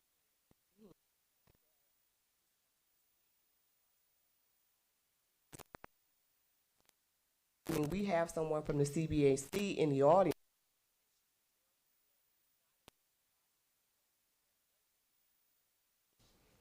And they send us things to tell us like, hey, you need to look at contracts, you need to look at just various things that we do in the town. You need to look at the fleet, right? And they take time out of their schedules. They don't get paid for it. They show up for those budget workshop meetings and they talk to us about what we should and what we should not do. And believe it or not, we do take those things into consideration. So when you're listening to people talk and people are talking about our council members, I charge you to look at our records and look at what classes we've taken at the league and the Black Caucus. And look what certificates that we've sent back to the clerk's office for them to put in our files. Look at what op-eds we put out on the various forms of social media. Look at the things that we support. Everybody knows me, I support domestic violence, you know that. One of my proudest pieces of legislation was doing the blue envelope for drivers who have autism. So if the police department stopped them in the city of Orange Township and they go for their license and registration, they pull out a blue envelope, the police officers see immediately, without that person telling the officer anything, that this person is autistic. We put up legislation for domestic violence here. I think we were the first to ever do this, where we're gonna have the informational things in our bathrooms. Talking to the senator and talking to the congresswoman where we can make these state laws. So these are things that we do. So the budget, we're all like with you for it. You may not think that. We pay taxes. We complain about our services too, don't we, Madam ABA? We make telephone calls when we don't necessarily get things. We call the police department, we call DPW just like you do. But I know we're all in this together. That's what my my next door neighbor, Miss Gloria Stewart, used to always say, we're all in this together. So we're in the same boat. Thank you, Madam Clerk. Let's move the agenda. Ordinance on second reading, public hearing, 18A-2025, an ordinance to amend chapter 200-33, the City of Orange Township Code. Are there any citizens who wish to speak? Motion to close citizens' comment. Summers Johnson. Second. Second, Coley. Motion by Councilmember Summers Johnson, second by Councilmember Coley. All in favor? Aye. Any opposed? Motion to adopt? Motion to adopt, Ross. Second. Summers Johnson. Motion by Councilmember Ross, second by Councilmember Summers Johnson. On the motion? Seeing none, roll call. Councilmember Coley? Yes. Councilmember Eason? Yes. Councilmember Hilbert? Yes. Councilmember Montague III? Yes. Councilmember Ross? Yes. Councilmember Summers Johnson? Yes. Council President Wooten? Yes. Motion passed. 19-2025, an ordinance of the Municipal Council of the City of Orange Township, Essex County, New Jersey, amending Chapter 210 of the Municipal Code of the City of Orange Township entitled Development Regulations to authorize and establish standards for installation of electric vehicle supply/service equipment, make-ready parking spaces in accordance with PL 2021 C.171. Any citizens wish to speak? Motion to close citizens' comment. Summers Johnson. Second, Eason. Motion by Councilwoman Summers Johnson, second by Councilmember Eason. All in favor? Aye. Any opposed? Motion to adopt?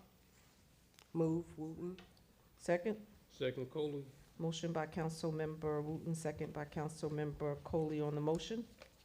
Seeing none, roll call. Councilmember Coley? Yes. Councilmember Eason? Yes. Councilmember Hilbert? Yes. Councilmember Montague III? Yes. Councilmember Ross? Yes. Councilmember Summers Johnson? Yes. Council President Wooten? Yes. Motion passed.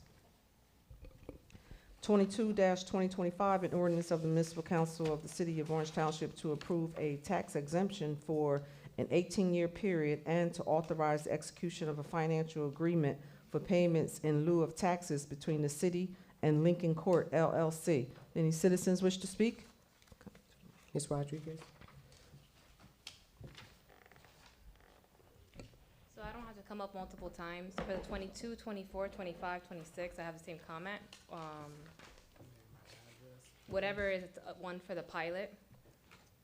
Ms. Rodriguez, Yeah. could you name your address? I Oh, mean, we again, know- 487 Mountain View. Thank you, ma'am. No worries. As stated by the attorney, there's no escalation clause. So there's nothing protecting us for the city to keep up with the pace of inflation and rising municipal expenses. Is there a way for you guys to put a motion that has to be edited and added onto these pilots to protect us from inflation and protect us from rising costs that are not calculated clearly in these things? Ms. Rodriguez, I think this one right here is to maintain affordable housing. Am I right? Yes. Okay. Can you explain that to Ms. Rodriguez? So, Ms. Rodriguez, the ones that you reference are pilots that are specifically geared to maintain affordable housing units, and they're not legally permitted to have escalating clauses. So it's 22 or all of them 22. specifically? 22 is to maintain affordable housing. The other ones, again, the escalating clauses are something that is very specific to a specific project, right? So it is. And so when you analyze the financial information and all of the financials that are presented to us by the developers, we have our financial analysts look at it. It's a matter of whether the project can be sustained with those escalating clauses and whether the project can sustain those increased amounts and still function as an actual building and not turn into a vacant property. So that's the goal, right? So what I'm hearing is that we're more worried about the project being able to sustain itself instead of us being able to sustain ourselves. Well, what I was still speaking, but it's not really about anybody sustaining themselves versus the project. But we don't want to have projects that are built in the city that operate and are profitable for maybe 10 years and then turn into vacant and abandoned properties, which really defeats the purpose of development and improvements. So that's really the goal of these pilots. It's a case-by-case issue that's negotiated very, very detailed with lots of financial analysts and everything. And like I said, if you want more information, we'd certainly help, be happy to discuss that with you offline. Okay, thank you.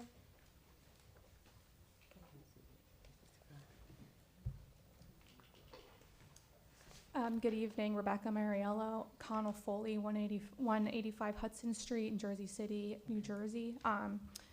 We are the council for all of the tax abatements that are up tonight, and I just wanted to clarify, for the record and for the citizens here today, some of these tax abatements do have escalating.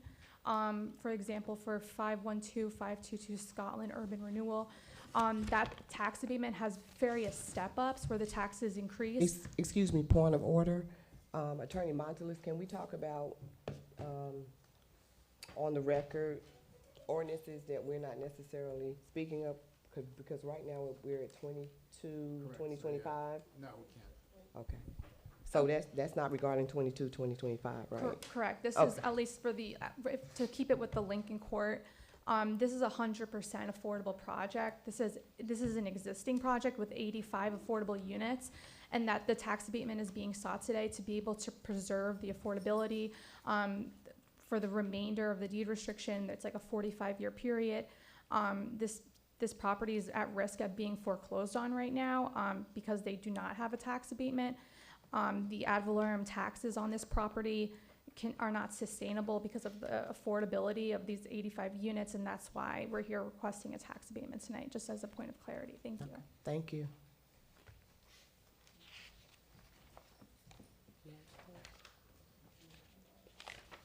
Anyone else from the, anyone else from the public? Motion to close, citizen? Motion. Come up.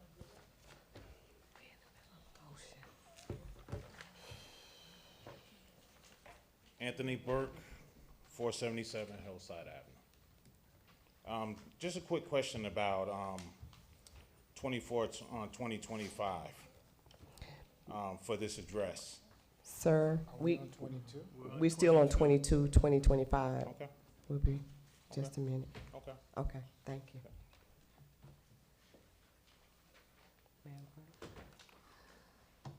Motion to close citizen comments? Second. Motion by Councilmember Ross, second by Councilmember Coley. All in favor? Aye. Any opposed? Motion to adopt? Move, Wooten. Second? Second. Eason. Motion by Councilmember Wooten, second by Councilmember Eason. On the motion? Seeing none, roll call. Councilmember Coley? Yes. Councilmember Eason? Yes. Councilmember Hilbert? Abstain. Abstain. Councilmember Ross? Yes. Councilmember Summers Johnson? Oh, Councilmember Montague the third? Yes. Yes. Councilmember Ross? I said yes Yes? already. Okay. Yes. Councilmember Summers Johnson? Yes. And Council President Wooten? Yes. Okay. Motion passed.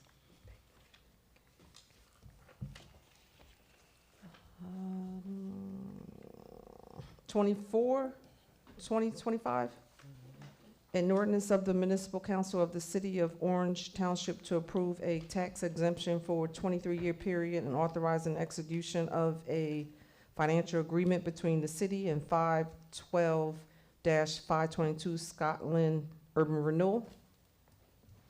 Anyone Any from the public? citizens?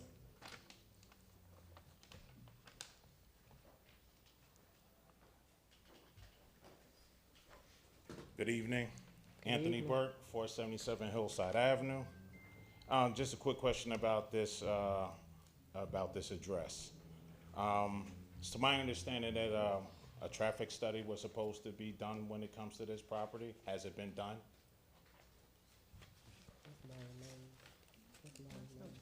The traffic study for, Yes. Each of these developments, they have to have a traffic study completed. Because originally it was said that they didn't have to do it, and then it came up again in the other meetings that they will reconsider doing a traffic study. So when was this traffic study done? I can get that information to you so you can have that. So I don't have that information right now, what date it was completed on. Okay, so you want my information, should I? So is there, do we have his information? Okay, thank you. Okay, thank you. thank you, sir. Any other citizens? Motion to close citizen comments. Motion to close, Coley. Second. Second, Wooten. Motion by Councilmember Coley, second by Councilmember Wooten. All in favor? Aye. Any opposed? Motion to adopt. Move, Wooten. Second. Ross. Motion by Councilmember Wooten, second by Councilmember Ross on the motion. Seeing none, roll call. Councilmember Coley, Yes. Councilmember Eason, Yes. Councilmember Hilbert. No. No. Councilmember Montague the third. Yes. Councilmember Summers Johnson Yes. and Council President Wooten. Yes. That's- And Councilmember. And Ross. Councilmember Ross. Yes. The motion passed. 26-2025, an ordinance of the Municipal Council of the City of Orange Township to approve a tax exemption for a 23-year period and authorizing the execution of a financial agreement between the city and 10X Urban Renewal LLC for the property located at 328 Main Street and 12-20 South Essex Avenue, identified on the official tax map of the City of Orange Township as Block 2801, Lot 1, 6, 7, 8, and 9. Any citizens wish to speak? But am I on the wrong place? We skipped 25. We Okay. skipped 25. That's okay, well, We we can go already read back. that one, I'll go back to it. Any citizens wish to speak on 26-2025? Yeah. Yes. Alicia, 487 Mountain View Ave. Same question. Sorry, I don't mean to be redundant. It doesn't make sense to me. So none of these other things that are up for pilots have escalating clauses.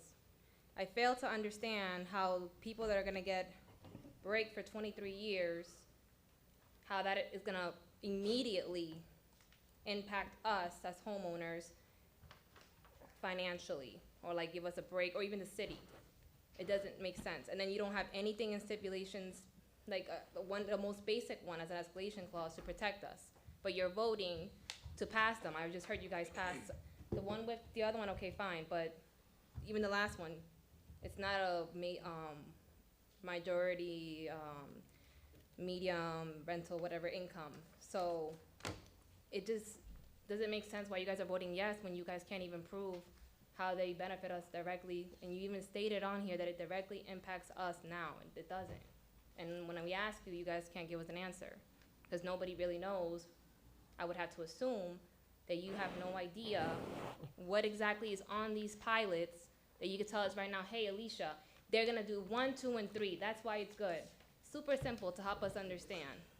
It's tough, like, and then you guys roll your eyes or make the huffs and the puffs and the mic. It's a little bit frustrating to us too, because we just don't understand. So again, I'm gonna ask, why does this particular 25, 26, whatever, it's gonna be the last question I ask, I promise. What is the benefit of us giving this to them right now for our quality of life? So Why are you you have voting two yes? questions. Yes, Are you why are you asking, voting is there escalation clause? And then what is Why the, are you guys voting yes? what is the benefits? So, Attorney Miller, Okay, please. so with this project specifically, one of the major benefits that the municipality will receive is, or what the residents of the municipality will receive is, over the course of 23 years, we will receive $2 million in new tax revenue that would not otherwise be realized by the city. So currently in 2025, the 2025 taxes, estimated taxes for all of the lots, the parcels that are included in this project, it's about $98,138. That's Yeah, because just it's built. right. So if, assuming that, you know, we can't assume that things are going to be built there. So we make an estimate based on the current state of taxes, current assessment, and we extrapolate that out 23 years. So that would have resulted over the course of 23 years a total tax revenue to the city of $2.8 million. As a result of this pilot, over the course of the 28 years, the city will be receiving $4.8 million in anticipated tax revenue. And that amount is greater than what the tax would have been based on the assessed value? Correct. So the assessed value in, year 23 would have been 154,754. No, the assessed value of the property once it's finished. So that's part of a misconception that a lot of people have with regard to how projects are financed. The project can't be actually constructed without a tax break. That's the way it works. I mean, so no bank is going to actually finance a project without seeing that it can actually generate sufficient income to pay back its mortgage, and that includes certain accommodations through the taxes. So what a pilot does is it facilitates the improvement of that specific parcel, which would otherwise not really be improved, to a greater value than it would otherwise be able to be generated, and then it generates more income that way. So I mean, the reality is that developers cannot finance development and without pilots. That's you will never see a municipality grow without giving a pilot. It's just the fact of what finance and credit is like. Okay, I lied. I might be up here one more time. Motion to close citizen comments. Motion to close citizens' comments, Summers Johnson. Second, Montague. Motion by Councilmember Summers Johnson, second by Councilmember Montague III. All in favor? Aye. Any opposed? Motion to adopt. Motion to adopt, Ross. Second, Eason. Motion to adopt by Councilmember Ross, second by Councilmember Eason. On the motion, seeing none, roll call. Councilmember Coley, Yes. Councilmember Eason, Yes. Councilmember Hilbert, No. no. Yes. Councilmember Montague III, Yes. Councilmember Ross, Yes. and Councilmember Summers Johnson, Yes. Council President Wooten. Yes. That's, motion passed. 25-2025, an ordinance of the Municipal Council of the City of Orange Township to approve a tax exemption for a 23-year period and authorizing the execution of an amended and restated financial agreement between the city and 617 Orange Urban Renewal LLC for the property located at 611-618 Scotland Road and 517-519 Beach Street, identified on the city tax map as block 6105, lot 2, 3, 4, and 5. Are there any citizens who wish to speak? Motion to close citizen comments. Move, Wooten. Second. Second, Eason. Motion by Councilmember Wooten, second by Councilmember Eason. All in favor? Aye. Any opposed? Motion to adopt. Motion to adopt Coley. Second. Second, Ross. Motion by Councilmember Coley, second by Councilmember Ross. On the motion, seeing none. Councilmember Coley, Yes. Councilmember Eason, Yes. Councilmember Hilbert, No. no. Councilmember Montague III, Yes. Councilmember Ross, Yes. Councilmember Summers Johnson, Yes. Council President Wooten. Yes. That's 6 yeas, 1 nay. Motion passed.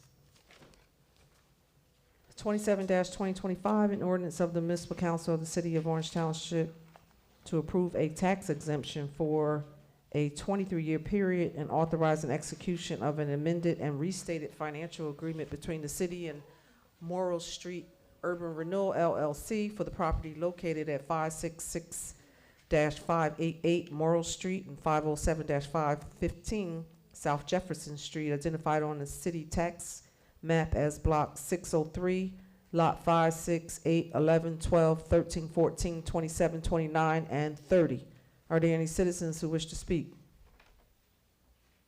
Motion to close citizen comments. Motion. Second. Motion by Councilmember Eason, second by Councilmember Ross. All in favor? Aye. Any opposed? Motion to adopt. Motion Coley. Second. Second, Wooten. Motion by Councilmember Coley, second by Councilmember Wooten. On the motion, seeing none, roll call. Councilmember Coley, Yes. Councilmember Eason, Yes. Councilmember Hilbert, No. no. Councilmember Montague III, Yes. Councilmember Ross, Yes. Councilmember Summers Johnson, Yes. Council President Wooten. Yes. Motion passed. Okay. 29-2025, an ordinance, 28-2025, an ordinance of the Municipal Council of the City of Orange Township to approve a tax exemption for a 23-year period authorizing the execution of a financial agreement between the city and ABJ Orange Urban Renewal LLC. Any citizens wish to speak?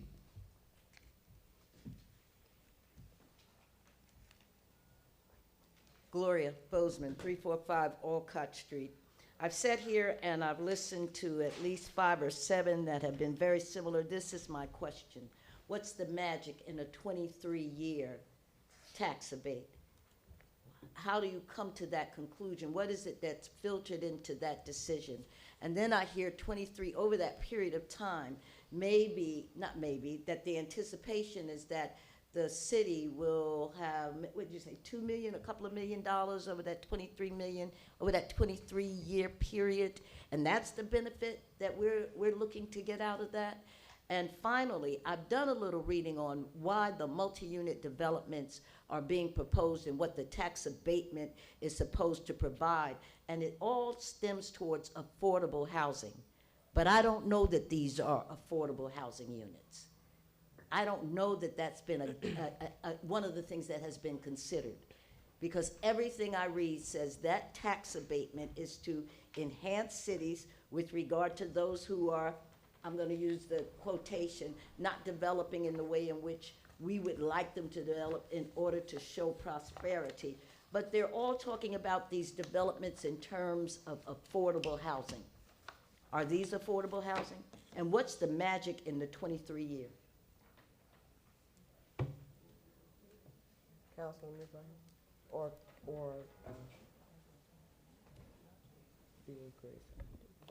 So, not all pilots are geared for affordable housing, again, and I think that there's a discussion that needs to be had between affordable housing, as the legal term is, you know, for income restricted families, and housing that is affordable. What pilots do is allow us to create housing that is affordable, right?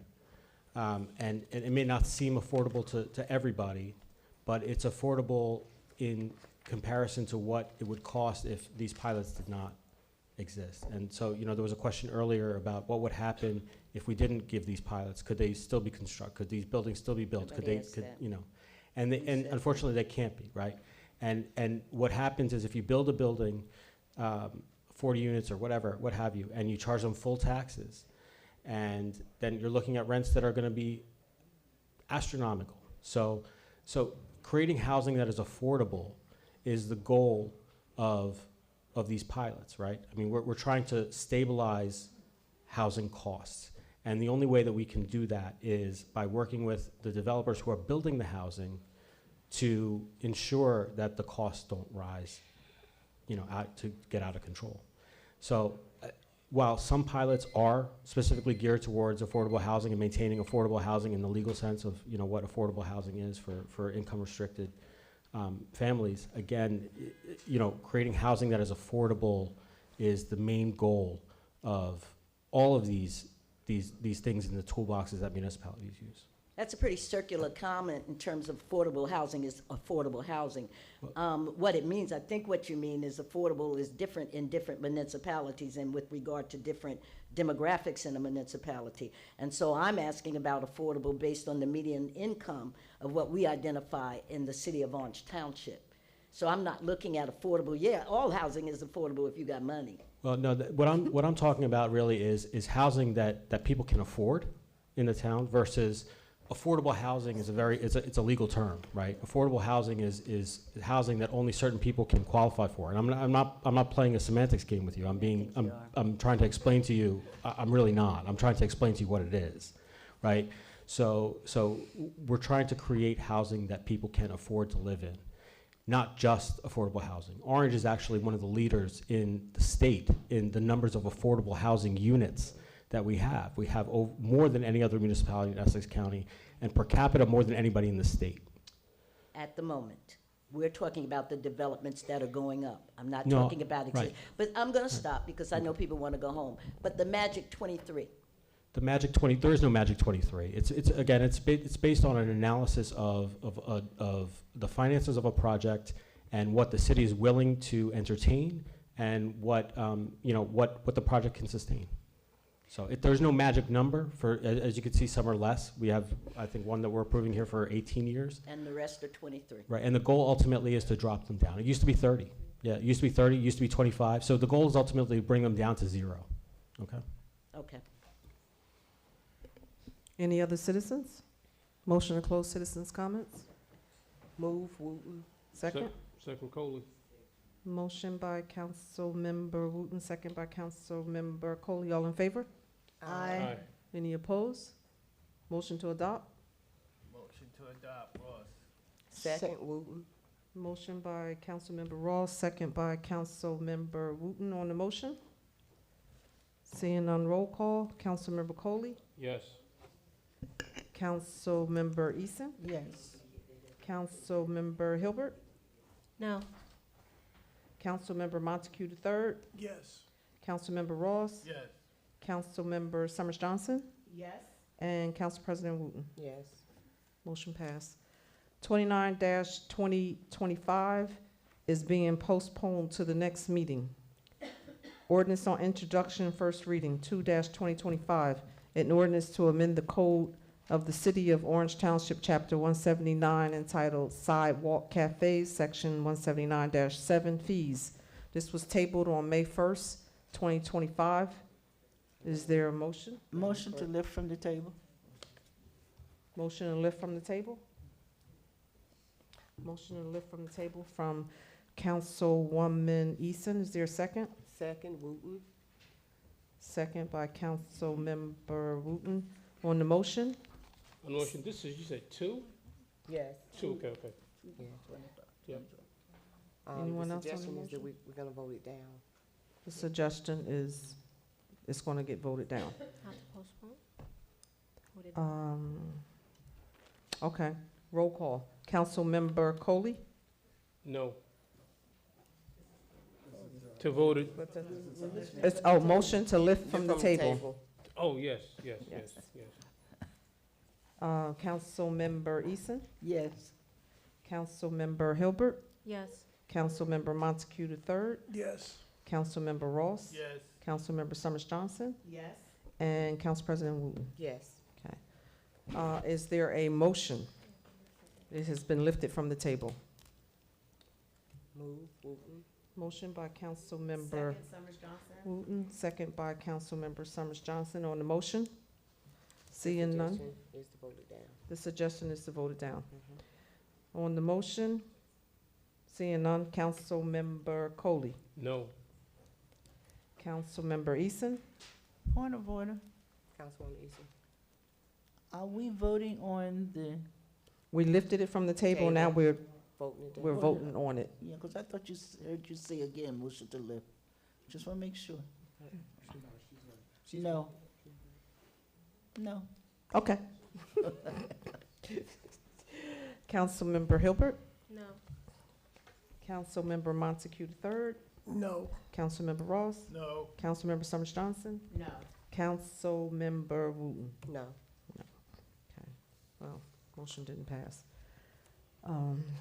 20-2025, an ordinance of the Municipal Council of the City of Orange Township to approve a tax exemption for a 22-year period authorizing execution of a financial agreement for payments in lieu of taxes between the city and 27 BSTO Urban Renewal LLC.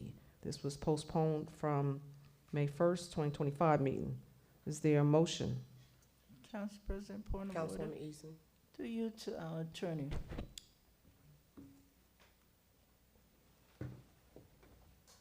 Are you paying attention? We just need to vote on, because we're not lifting because it was postponed. We just need to vote on it, right? Right. Just vote on it. All right. Is there a motion? Motion to adopt? Second, Wooten. Motion by Councilmember Eason, second by Councilmember Wooten on the motion. Seeing none, roll call. Councilmember Coley, Yes. Councilmember Eason, Yes. Councilmember Hilbert, No. Councilmember Montague III, Yes. Councilmember Ross, Yes. Councilmember Summers Johnson, Yes. and Council President Wooten. Yes. Motion passed. 30-2025, an ordinance to amend the code of the City of Orange Township, Chapter 200-45, entitled Vehicle and Traffic, Section 13, Bus Stops. Is there a motion to adopt? Motion to adopt, Summers Johnson? Second, Montague. Motion by Councilwoman Summers Johnson, second by Councilmember Montague III on the motion. Seeing none, roll call. Councilmember Coley, Yes. Councilmember Eason, Yes. Councilmember Hilbert, No. Councilmember Montague III, Yes. Councilmember Ross, Yes. Councilmember Summers Johnson, Yes. Council President Wooten. Yes. Motion passed. 31-2025, an ordinance to amend the code of the City of Orange Township, Chapter 200, entitled Vehicle and Traffic, Section 200-52-1, Handicap Parking Spaces, 470 Austin Place. Motion to adopt. Motion. Second, Wooten. Motion by Councilmember Montague III, second by Councilmember Wooten on the motion.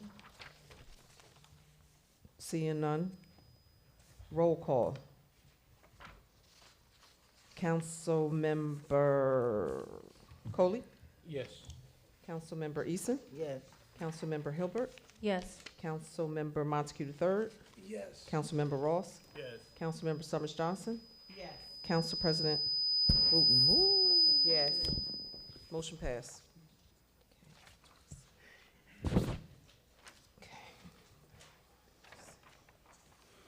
32-2025.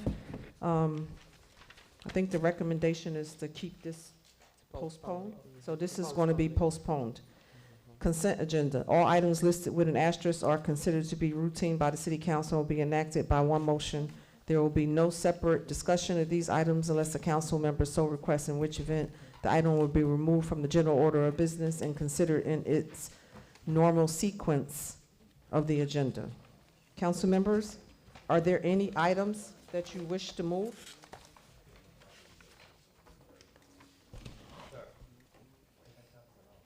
Any items that you wish to remove from the consent agenda? No?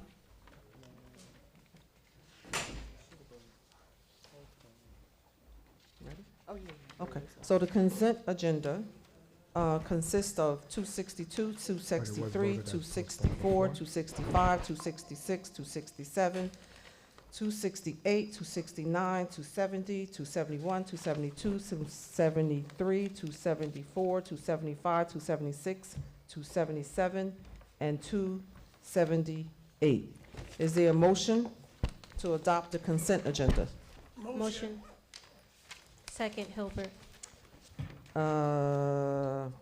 Motion by Councilmember Montague III, second by Councilmember Hilbert on the motion. Seeing none, roll call. Councilmember Coley, Yes. Councilmember Eason, Yes. Councilmember Hilbert, Yes. Councilmember Montague III, Yes. Councilmember Ross, Yes. Councilmember Summers Johnson, Yes. Councilmember Wooten. Yes. Motion passed. Council members, is there any new business? No. No? Motion to adjourn? Move, Wooten. Second? Second Coley. Motion by Councilmember Wooten, second by Councilmember Coley. All in favor? Aye. Any opposed? This meeting is adjourned at 9:30 PM.